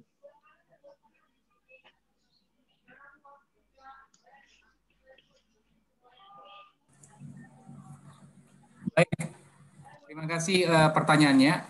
Saya pikir itu pertanyaan yang cukup sering ditanyakan untuk WHO.net begitu. Jadi seperti tadi yang saya sampaikan, kemudian dikonfirmasi juga oleh Dr. Rido bahwa aplikasi ini adalah aplikasi gratis yang bisa diunduh. Kemudian ketika kita atau seseorang mempergunakannya, datanya tersimpan di dalam laptopnya sendiri. Jadi tidak berada di dalam server begitu ya. Jadi kalau misalnya dia tersimpan di dalam server, itu yang kemungkinan bisa jadi dimanfaatkan secara salah oleh pihak-pihak yang katakanlah kurang bertanggung jawab. Jadi dalam hal itu, WHO.net memang datanya tersimpan di dalam laptop seseorang atau di dalam desktop seseorang. Kecuali kalau misalnya nanti kita bicara tentang GLAS itu memang datanya ketika negara memang berniat untuk mengirimkan datanya ke GLAS sekretariat, maka data itu akan tersimpan di sana.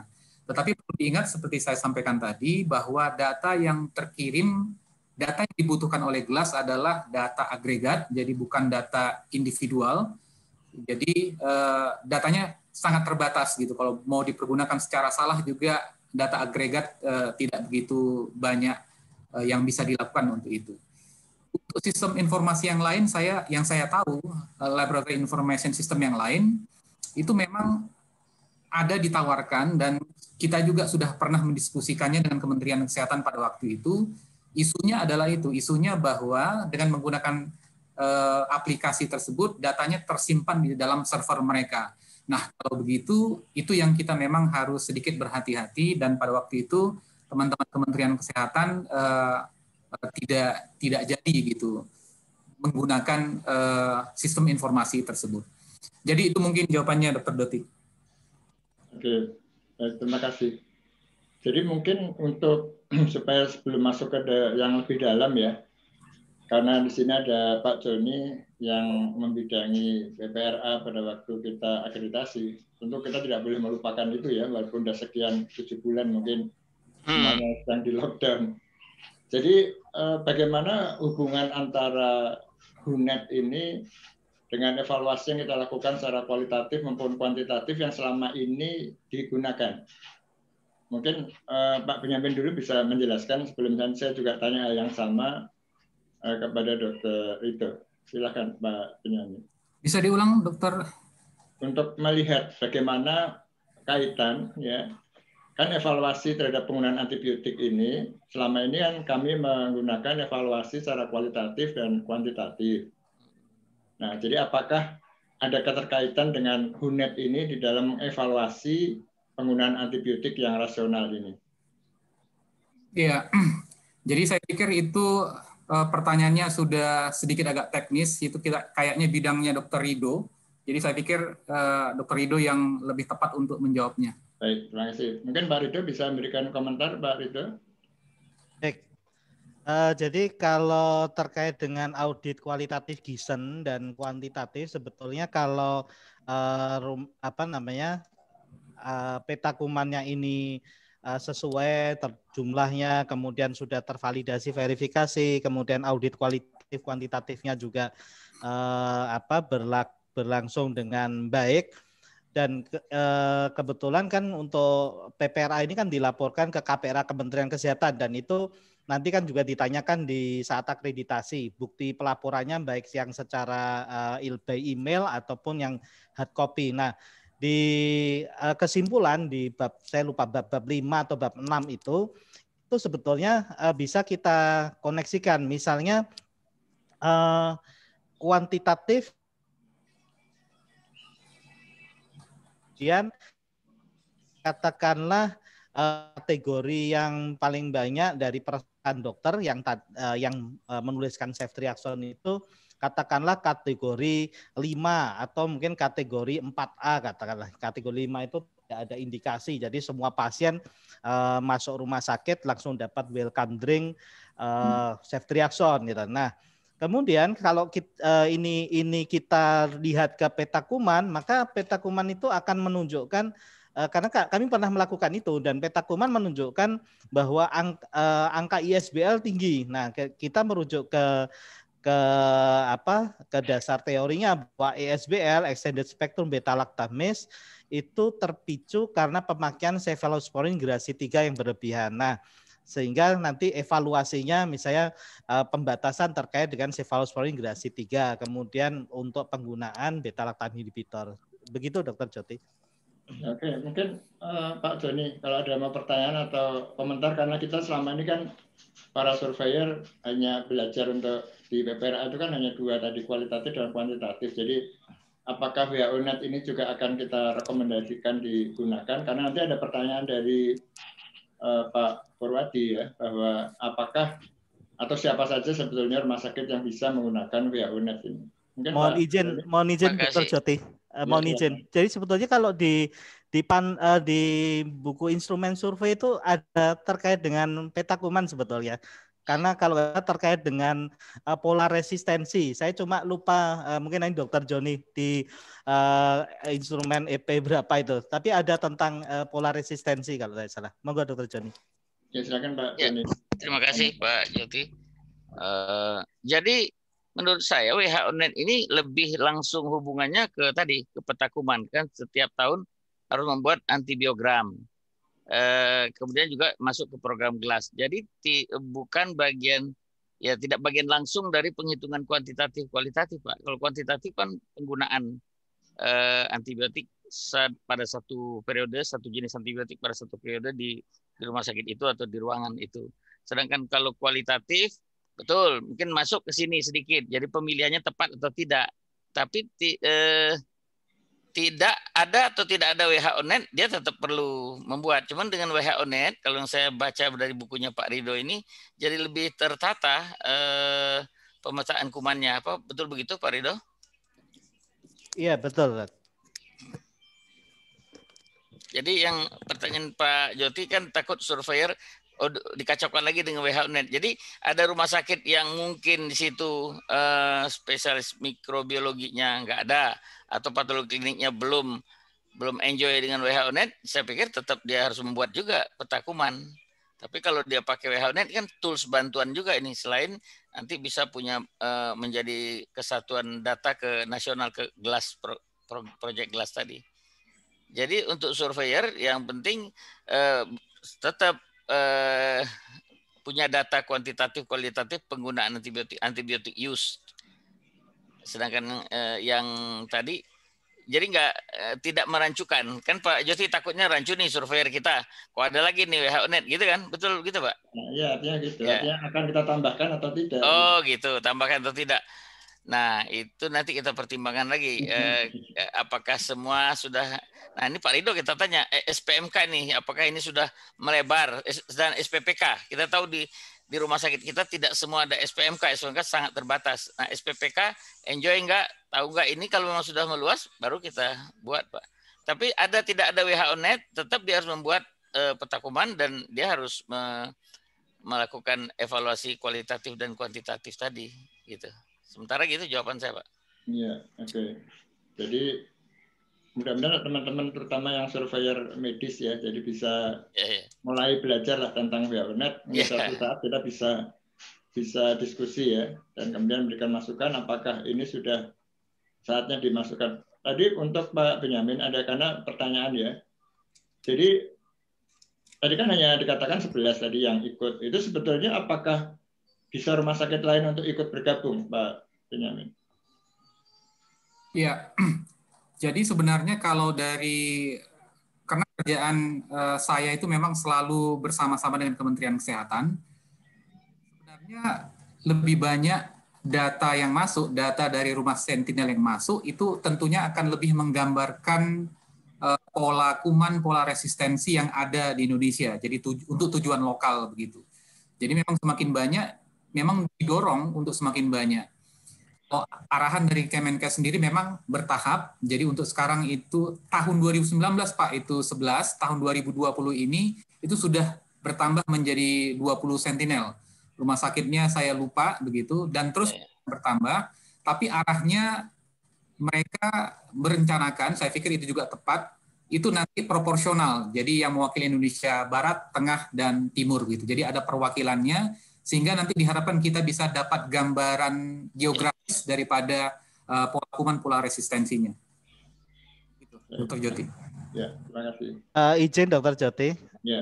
Terkait dengan tadi pertanyaan tadi, sebetulnya di standar 4.1 itu sudah tertuliskan yang di senar 1.1 ini bahwa ada surveillance pola resistensi antimikroba. Jadi sebetulnya sudah masuk dokter. Itu. Jadi tidak perlu ada penambahan lagi terkait WHO-Net ini. Ya. Karena kan diminta itu di dalam standarnya itu rumah sakit membuat laporan pelaksanaan kegiatan PPRA. Salah satunya yang di C itu adalah surveillance pola resistensi mikroba. Betul. Ya. Jadi itu cukup ya. Cukup dokter, cukup. Nah, jadi kalau itu cukup, WHO-Net ini untuk apa? Selain untuk tadi memberikan informasi secara global tadi. Untuk membuat pola resistensi, dokter. Dari peta-peta, outcome-nya kan peta kuman tadi, antibiogram tadi, dokter.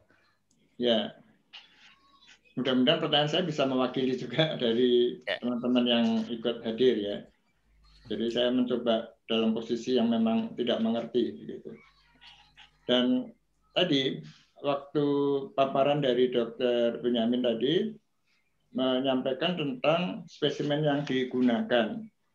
Nah, teman kita ada yang menanyakan yang spesimen yang terkait dengan sputum ya, tadi ditampilkan oleh Pak Ridho. Apakah dari sputum ini juga masuk di dalam data yang sudah masuk di dalam data yang tadi disampaikan oleh Pak Ben? Silakan.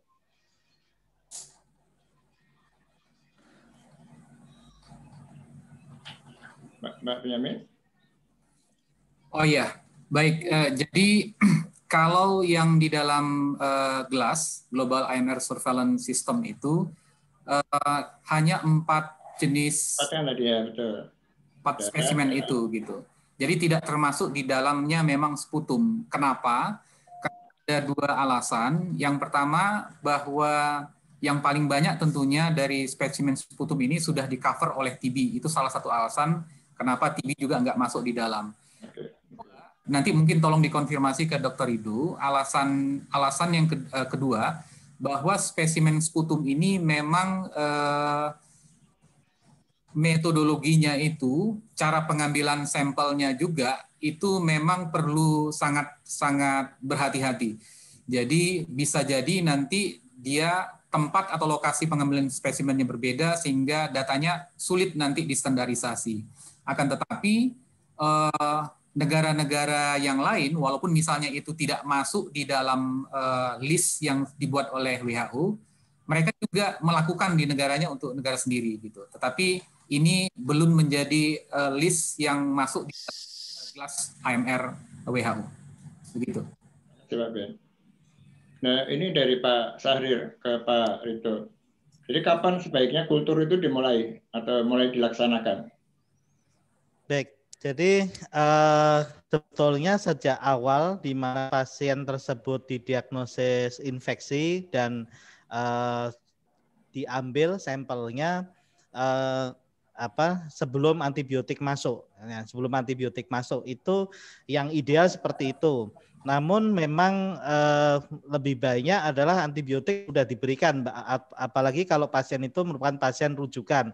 Namun sebetulnya kalau antibiotik sudah diberikan di dalam media mikrobiologi, katakanlah misalnya media untuk darah, misalnya kita kalau di tempat kami menggunakan Bactek gitu. Jadi di dalam Bactek itu di media tersebut sudah ada namanya resin. Nah, resin inilah fungsinya salah satunya adalah mereduksi efek dari antibiotik.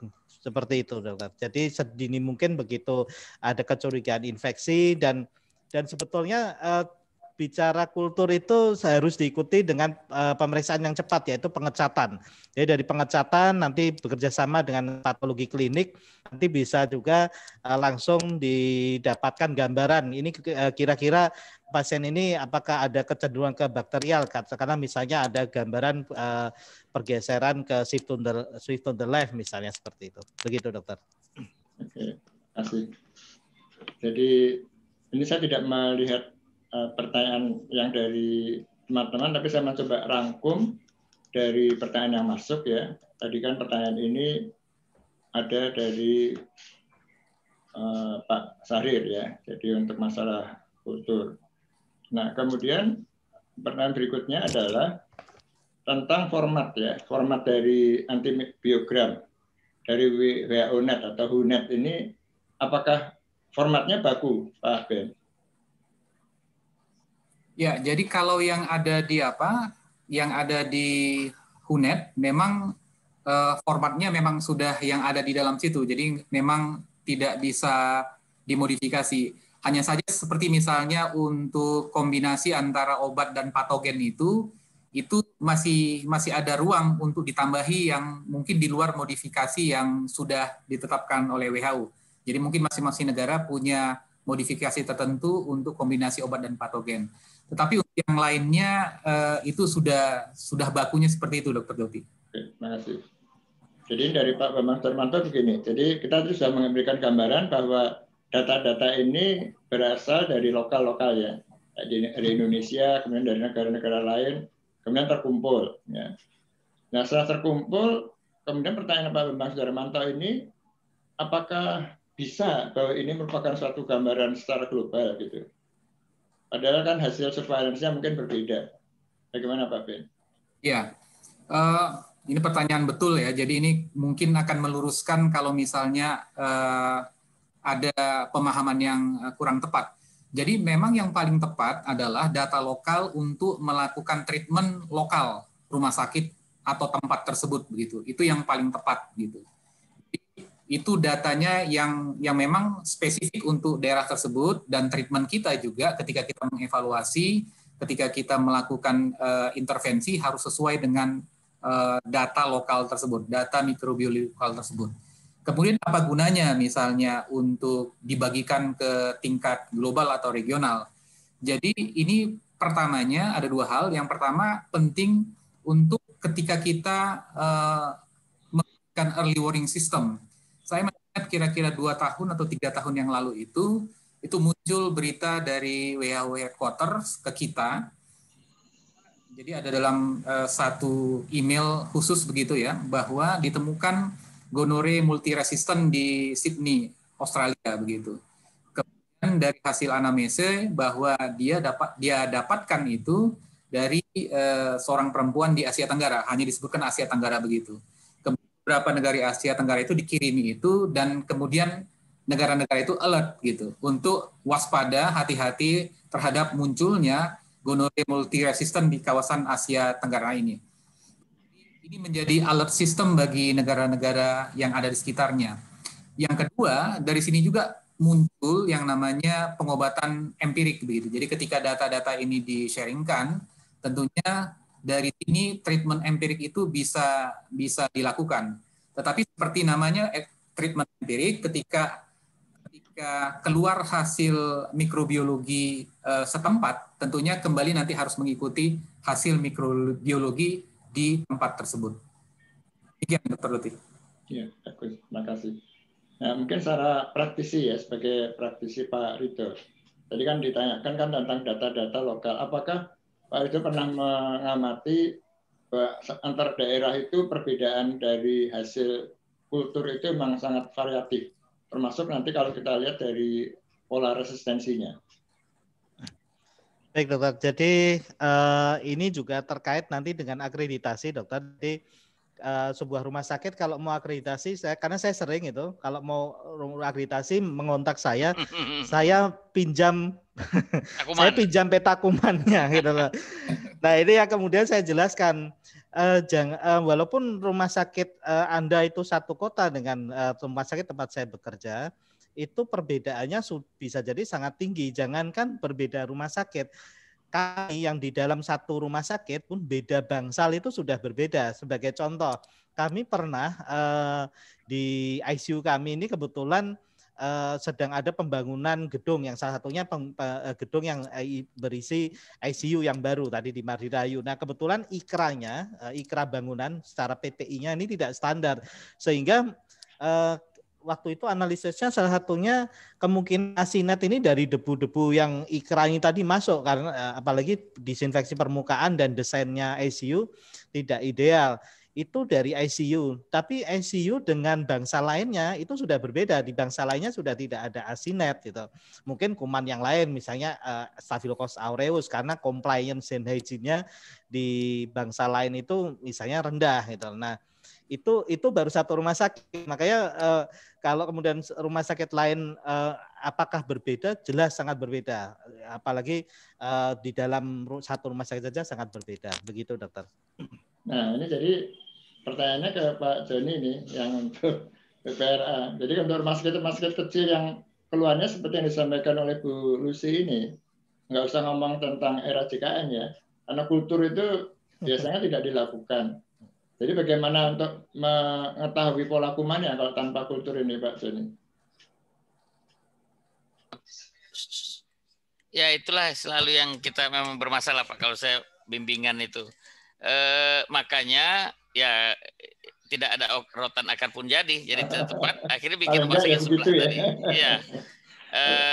Jadi tolong dipinjemin aja gitu loh Pak Ridho, walaupun mungkin hasilnya berbeda. Tapi ini kalau jadi itu kan Pak, tetap ada dasar. Kalau ada Permenkes pengganti yang 2046 itu ya Pak Ridho ya, itu kan sudah dibuat berdasarkan ini ya mendekati gitu. Tapi tidak seperti Pak Ridho bilang antar bangsal saja bisa berbeda. Anak perilaku kumannya dengan di dewasa penyakit dalam dengan bedah aja koli semua kan mainnya. Tapi walaupun kumannya jenis kuman, tapi yang pengen kita kan resistensi kuman, Pak. Jadi kumannya kalau ini ketemu ini ya ini. Tapi nggak nyangka juga, saya pernah jalan ke Kalimantan, ada dokter di Kalimantan Tengah, ada SPMK di sana. Dia bukan di Kota Palangkaraya Pak, Kota Buntok namanya tuh. Itu berapa kilo lagi ke utara. Ada dia di situ dan dia bisa buat. Nah jadi memang anjurannya Prof. Agus Sahrul Rahman juga nganjurkan gitu. Jadi jangan jadi jaringan. Nah cuman jadi masalah tuh pengiriman spesimen jadi masalah juga. Jadi tetap aja kalau mau dicari masalah tetap ada. Ya akhirnya memang itu kalau saya udah Anda berupaya pinjam sebelah bisa yang guidance daripada benar-benar yang nggak ada panduan lokal. Ya betul-betul ngikutin di literatur semua meropenem. Nanti konyol juga kan Pak. Oke, jadi Pak Ridho, tolong Ridho juga ya memberikan datanya. Kalau saya tidak salah, dokter mohon koreksi, kebetulan mungkin di sini banyak sejarah SPPK, PDS Patklim sempat menerbitkan panduan itu. Dokter Andaru, Prof. Ida. Jadi ada rumah sakit tergantung tipenya. Kalau tipe D nanti bab ini isinya tipe D gitu. Ya, tapi memang itu tadi harus kita jangan sampai perbedaannya terlalu tinggi. Misalnya tadi kalau bisa yang sesuai karakternya begitu. Ya memang sulit ya, memang sulit. Kita bisa membayangkan secara praktikal pada waktu DPJP berpikir untuk pemberian antibiotik first line tanpa kultur apa yang mau dipakai kan gitu masalahnya. Ya oke lah, ini problem kita di Indonesia. Jadi Pak Ben, apakah dengan penggunaan WHO Net ini atau WHO-Net ini akan bisa mengeliminasi penggunaan antibiotik yang tidak rasional, atau hanya semacam penunjukan data bahwa ini loh gambaran penggunaan antibiotik yang sekarang ada di daerahmu gitu. Mana Pak Ben? Ya, jadi memang HUNET ini seperti apa? Seperti pistol. Jadi yang paling utama seperti adalah the man behind the gun-nya. Merupakan tools untuk memanage data dan kemudian juga untuk melakukan analisa secara komputerisasi gitu. Tapi tentunya yang mengambil keputusan nanti untuk intervensi bahwa antimikrobial kita perlu diperbaiki, bahwa infection prevention control kita perlu lebih masif lagi, ini tentunya adalah pihak manajemen dan klinisi di dalam rumah sakit tersebut. Jadi fungsi WHO-Net memang memberikan data itu, sedangkan yang nanti menggunakan data itu untuk intervensi adalah tentunya teman-teman sejawat semua. Begitu, Dokter. Jadi lebih bersifat suatu tools yang untuk menyajikan data ya, Pak Beni ya? Ya. Jadi bukan sebagai alat untuk decision making gitu. Nah, satu lagi, Dr. Joti mungkin tertarik mengenai diskusi yang sebelumnya tadi, bahwa kesulitan dalam melakukan pemeriksaan testing kultur sensitivity itu memang menjadi pembahasan panjang gitu ya, ketika kita bersama-sama dengan lintas sektor itu membentuk yang namanya Rencana Aksi Nasional untuk AMR untuk 2020-2024. Jadi itu masuk dalam situasi analisa, dan memang salah satu jalan keluarnya adalah pemerintah bekerja sama dengan BPJS untuk bisa mengcover pemeriksaan-pemeriksaan penting, khususnya di rumah sakit yang ditunjuk begitu, untuk melakukan diagnosis ini. Sebab memang mahal begitu ya, seperti tadi dikatakan, ya memang pemeriksaannya itu mahal, tapi mahal atau tidak itu sebenarnya masalah policy. Jadi ketika policy bilang itu oke, itu udah nggak jadi mahal lagi dan segera ditindaklanjuti. Nah, itu masuk dalam satu rencana kegiatan di dalam Rencana Aksi Nasional Resistensi Antimikrobial dengan menggandeng BPJS untuk mencoba melakukan pendekatan agar testing untuk AMR ini di tempat-tempat tertentu itu bisa di-cover. Itu mungkin masih panjang, tapi ada rencana ke arah sana, Dr. Joti. Baik, terima kasih. Pak Bambang, sebagai mantan Dirjen mungkin pernah terlibat dalam policy hal seperti ini. Mungkin ada komentar Pak Bambang terhadap diskusi yang berkembang selama ini sepanjang pengalamannya Pak Bambang sebagai Dirjen. Iya, terima kasih Pak Joti. Memang ini tidak mudah ya kepatuhan pada antimikroba ini, karena musuhnya itu yang kita kelola itu bukan hanya pada sejawat dokter, tetapi juga perusahaan farmasinya mungkin benar, tapi yang menjajakan itu yang sering ini. Nah, sehingga dokter itu, bahkan tadi mungkin dokter itu udah ini ya di lapangan banyak, itu bangga kalau menggunakan generasi terakhir dari antimikroba. Wah, bangganya bukan main. Wah, kalau itu pemahaman yang sangat fatal sebetulnya. Nah, itu di lapangan.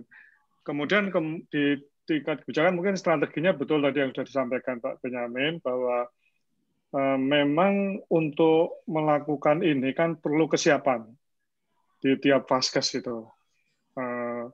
Termasuk sarana prasarana, sumber dayanya harus disiapkan dengan baik, sehingga pentahapan itu dilakukan.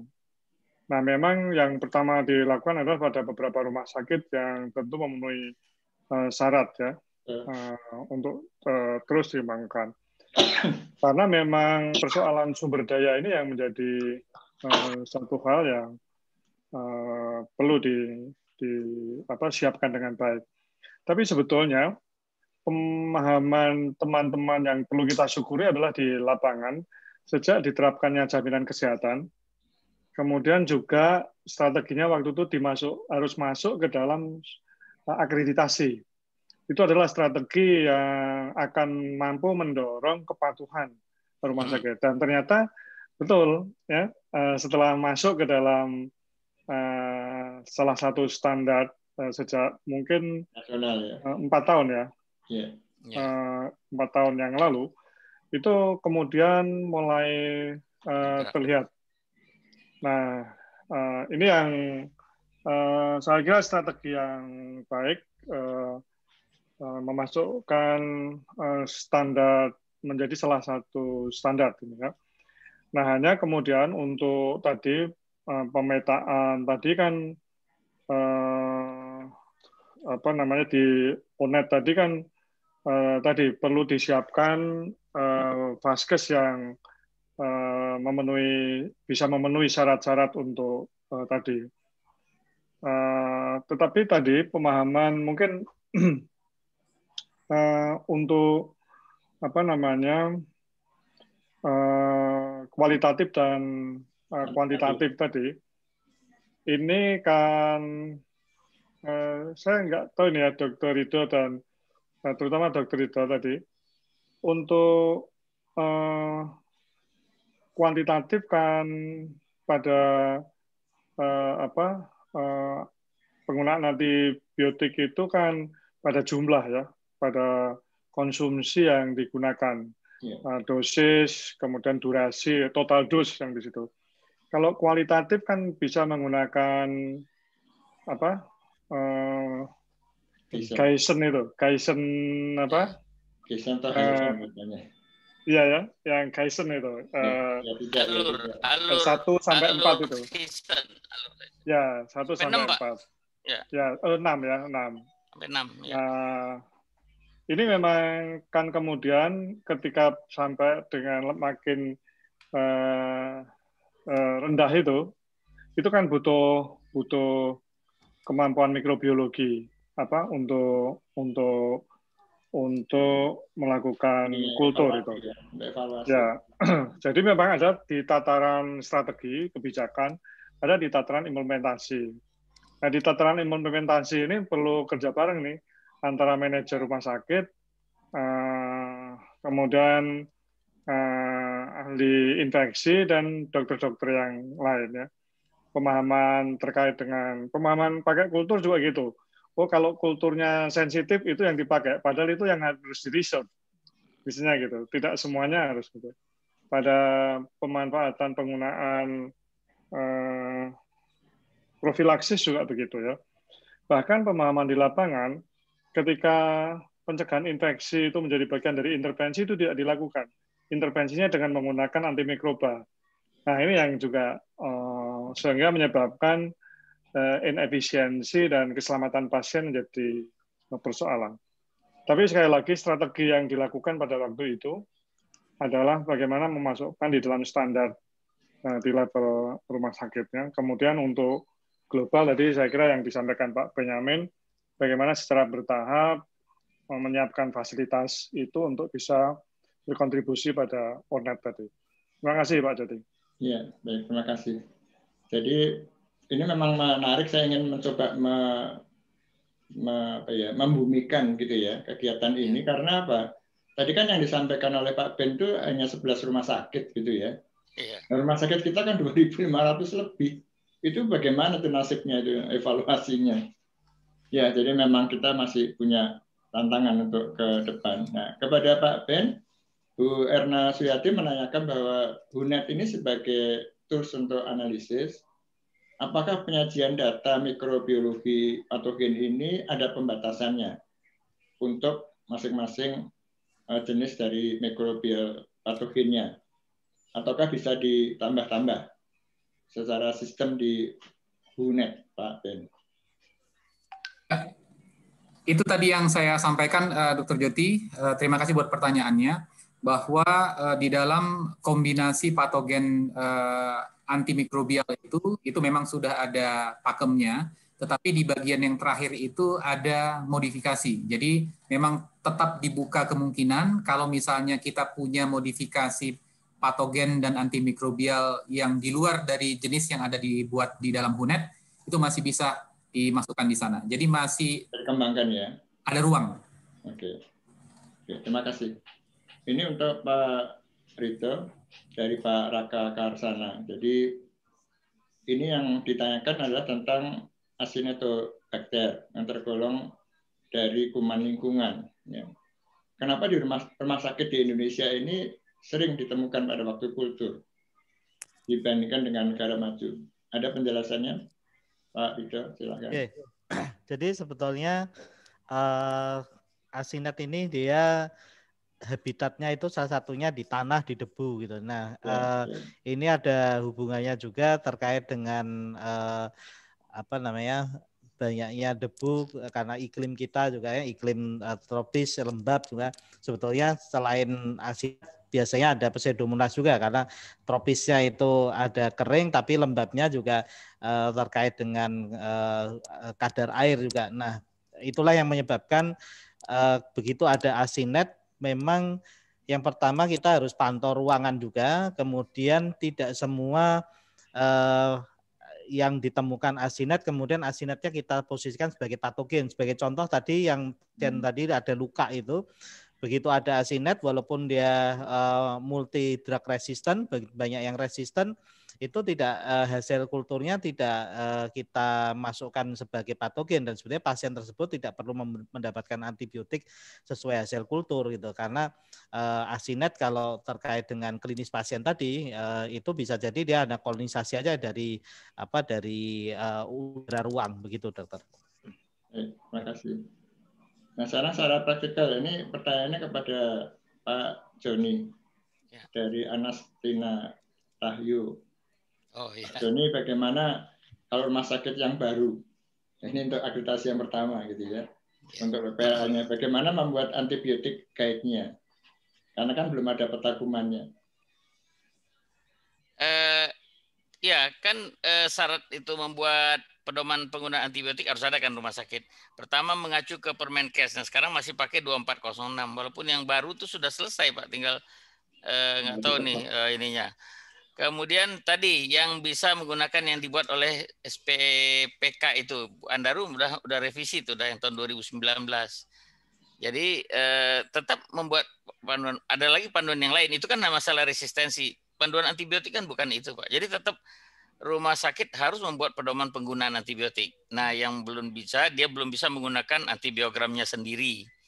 Jadi dia menggunakanlah yang dari liter. Jangan selama ini kan terbalik Pak di rumah sakit kita. Untuk profilaksis dokternya ngarang, padahal itu ada teorinya. Untuk empirik itu mestinya ikut antibiogram. Terbalik kalau kita untuk empirik dia ngikut yang ilmu dari buku dari luar negeri. Untuk profilaksis mestinya ada dari luar negeri, dia pakai ngarang sendiri. Nah, itu kan Pak. Jadi tetap harus dibuat. Jadi saya keras itu, panduan tetap harus dibuat. Soal nah itu kan lain cerita. Dan juga kalau akhirnya kita juga beri, kalau itu tidak akan menghancurkan lah satu itu dia nggak punya antibiogram, tapi yang lain dikerjakan. Dan kan Pak Joti sendiri mengajarkan kepada kita, kalau rumah sakit baru kita inputnya ada, prosesnya jalan dikit, oke lah. Output belum kita jadikan, gitu kan Pak. Ya, jadi tetap kita beri, dia tidak akan hancur lah. PPRA, apalagi PPRA ini merupakan bagian dari 4 lagi yang lain kan, jadi hancurnya itu. Nah, atau paling tidak ya dia tidak paripurna, logis juga gitu saya pikir. Kalau memang dia nggak punya lab, tidak mengerjakan ini, ya nggak pantas paripurna kan Pak, begitu. Jadi lucu juga kadang-kadang kontradiksi itu rumah sakit. Gitu jawaban saya Pak. Oke, terima kasih. Pak Ben, ini pertanyaan lagi dari Bu Erna. Jadi apakah data di HUNET ini juga perlu dipertimbangkan menggunakan gambaran dari flora yang normal? Ada komentar Pak Ben? Ya, saya pikir tentunya ketika data yang mau kita masukkan ke dalam HUNET betul-betul data yang valid gitu. Jadi bukan data yang sudah tercampur dengan flora normal. Ya, okay. Teknisnya menghasilkan itu saya pikir Dr. Rida yang bisa menjawabnya. Ya, mungkin bisa dikomentari Pak Rida. Ya, Pak, maaf terkait dengan apakah perlu flora normal masukkan ke data di HUNET? Ya, jadi peta kuman ini kan nantinya untuk ini ya, untuk data terkait dengan pasien. Jadi kalau misalnya flora normal dimasukkan, maka nanti akan rancu karena bisa karena bisa itu hanya kontaminasi saja. Contohnya misalnya LCS misalnya, pengambilan LCS padahal pasien pada anak meningitis misalnya LCS, namun yang didapatkan Staphylococcus epidermidis. Nah, kalau itu dimasukkan ke dalam WHO-Net, nanti seolah-olah semua epidermidis harus mendapatkan terapi, padahal itu adalah flora kulit yang kemudian ikut, begitu dokter. Oke, jadi terkait dengan ini juga sama nih pertanyaan dari Bu Vinuril ya. Jadi kan kita tahu bahwa kegiatan di rumah sakit selain dari antibiotik yang tadi disebutkan oleh Dr. Ben, dari spesimen-spesimen tadi juga dilakukan pengambilan sampel dari udara, dari usap, ya alkes untuk ngecek, ya untuk dikultur. Ini apakah itu bisa dikaitkan atau tidak? Ini untuk data-data ini antara yang memang diambil sebagai antibiogram dengan data-data hasil usapan dari lingkungan itu terhadap gambaran dari pola kuman maupun terhadap penggunaan antibiotik, Pak Rido. Nanti mungkin saya mohon bantuan Dr. Ben juga, karena kalau di WHO-Net itu memang di awal pengoperasian itu ada opsi human, kemudian ada environment gitu ya dok. Cuma memang kalau yang antibiogram yang kita gunakan untuk di rumah sakit memang untuk kepentingan pasien. Jadi peta kuman itu sebetulnya kalau secara mudahnya peta kuman itu seperti warning. Jadi misalnya ada pasien datang ke rumah sakit kita, kemudian misalnya mau masuk ke ICU, pasien ini katakanlah stroke non hemorrhagic, dia ada gangguan oksigenasi hemodinamik sehingga harus butuh ICU. Nah, kita sudah warning di sana misalnya dok, ICU itu outbreak-nya MRSA. Oh ya, makanya pasien ini yang underlying disease yang bukan infeksi, bagaimana supaya saat dia di ICU itu dia tidak mendapatkan bonus infeksi, bonus MRSA itu. Nah, kalau kemudian udara masuk, kuman udara, kuman lingkungan masuk, maka fungsi dari peta kuman itu tidak bisa kembali untuk terapi pasien. Namun yang menarik juga, karena saya belum pernah Pak Ben memfungsikan untuk pemeriksaan lingkungan, mungkin Pak Ben mungkin bisa menambahkan. Ben ada komentar untuk yang lingkungannya Pak Ben?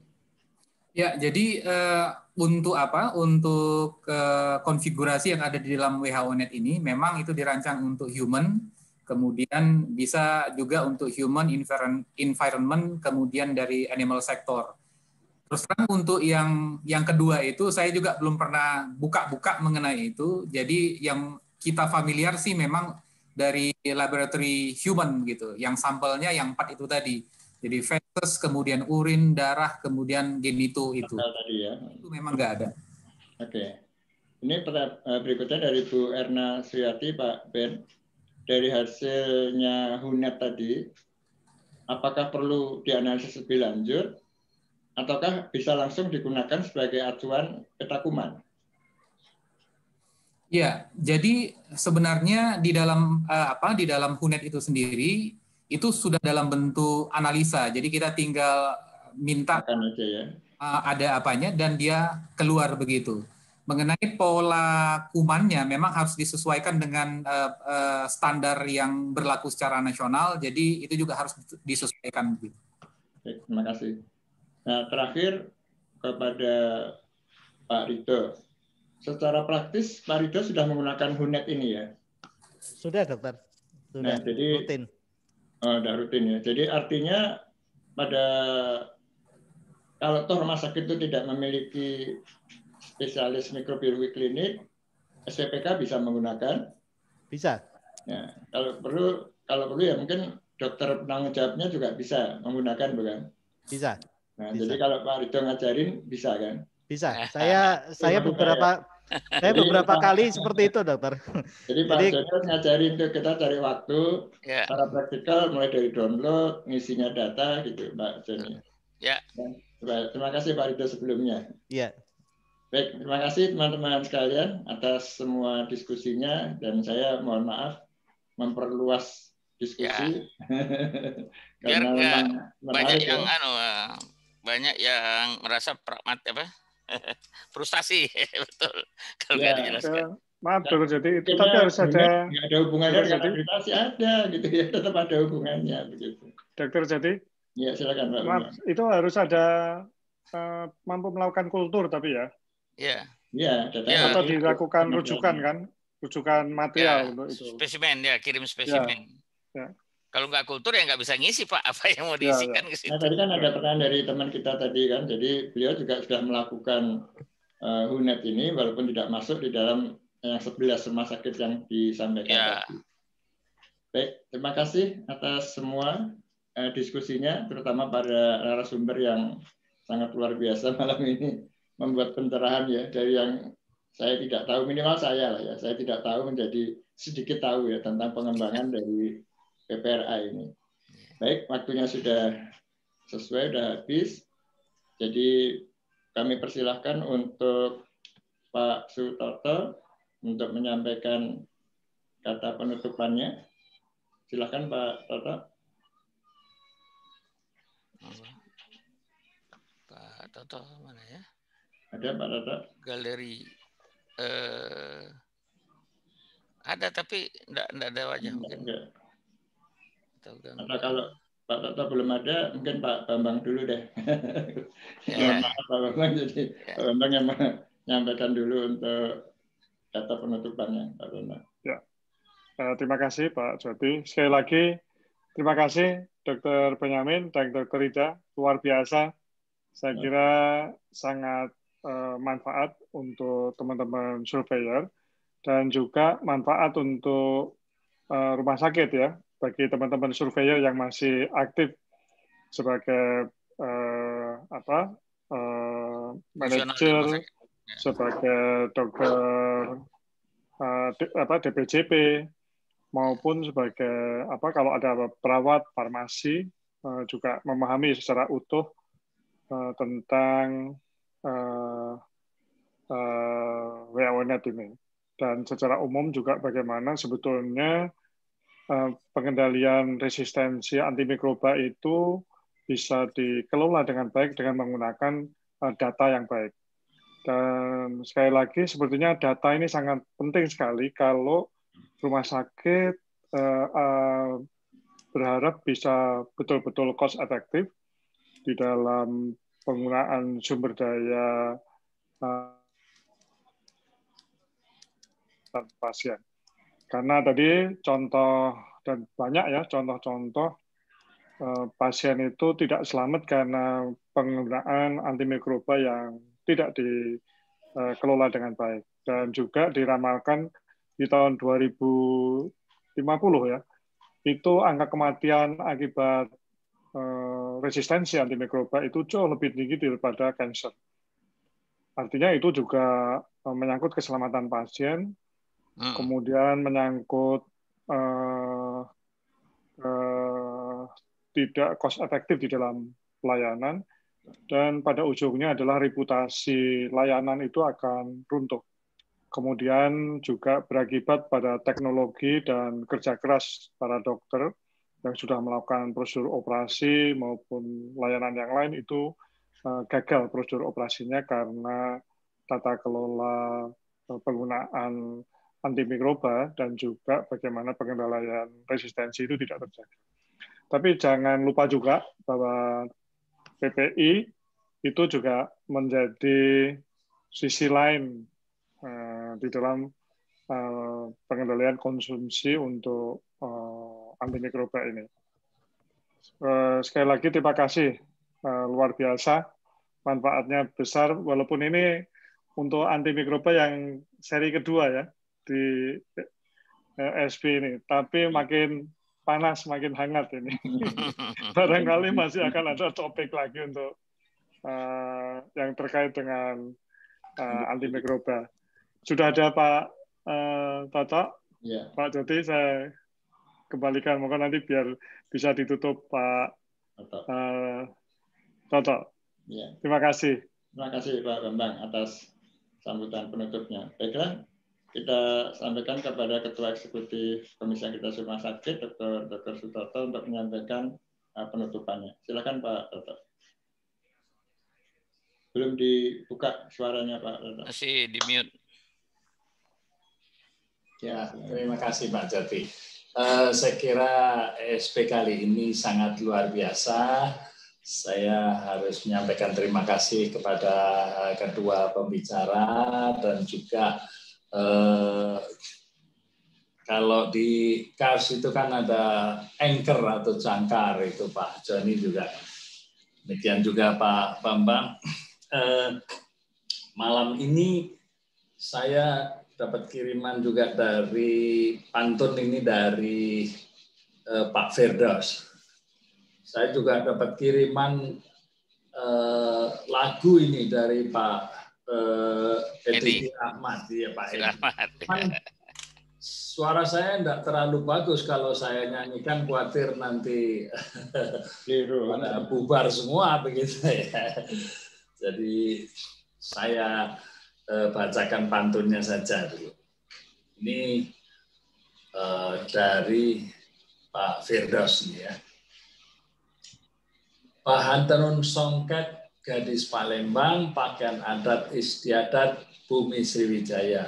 Arahan WHO-Net semakin berkembang, pengendalian pencegahan COVID semakin terasa. Kota Bandung indah, asri dan serasi, panorama sunset jarang akan ditemui. Data pendukung corona selalu terpantau rapi, penerapan WHO-Net di rumah sakit konsisten dan terkoordinasi. Wah, ini memang Pak Firdaus ini memang luar biasa nih. Nah, ini lagunya dari Pak Edi, anu banget nih, panjang nih. Tapi salah satu liriknya ini sepotong ini lagunya, yang lagu Jangan Ditanya. Nah itu. Kemana kau pergi? Jangan ditanya kemana aku pergi. Jangan ditanya apakah ku kan pergi. Jagalah diri, jaga kondisi. Tenang sakti, abdikan diri. Gagah berani untuk bangsa dan untuk negeri. Aduh, ini masih panjang, tapi saya khawatir malah lidah saya ketekuk ini. Baik, saya kira kita saatnya berikan aplaus untuk para pembicara kita, baik Pak Siombing maupun juga Pak Ridho. Ya, ayo. Terima kasih. Kita tutup malam ini. Assalamualaikum warahmatullahi wabarakatuh. Waalaikumsalam warahmatullahi wabarakatuh. Sebelum saya serahkan ke Pak Joni, tapi nggak ada yang lainnya lagi nih. Tahu Pak Hani. Pak Joni untuk malam keakraban ya berarti penutup doanya ya Pak Joni lagi. Pak Hani nggak masuk ya, mungkin ada ya. Nyiapin ujian. Ujian. Serius banget. Lagi belajar.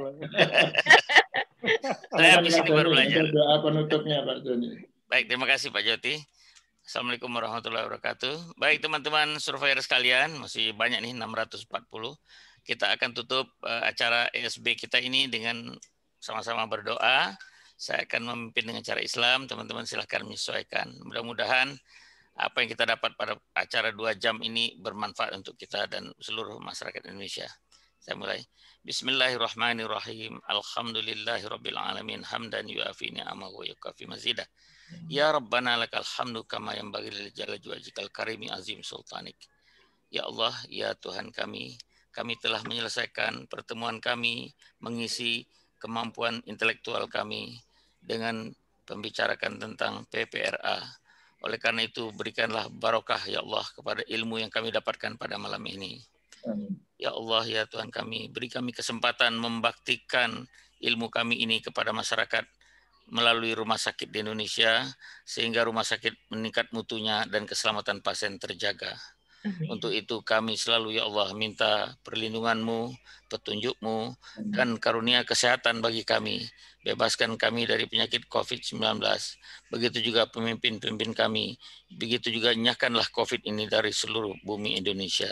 Amin. Ya Allah ya Tuhan kami, kepadamu kami selalu meminta, karena hanya kepadamu kami bisa minta tolong, dan kepadamu kami menyembah. Rabbana atina fid dunya hasanah wa fil akhirati hasanah wa qina azabannar. Subhana rabbika rabbil izzati amma yasifun. Wassalamun ala mursalin walhamdulillahi rabbil alamin. Terima kasih Pak Joni. Ya. Saatnya kita untuk berakrab ya. Ya. Kembali lagi ke Pak Joni dan kemudian untuk Indra untuk bisa membuka salurannya.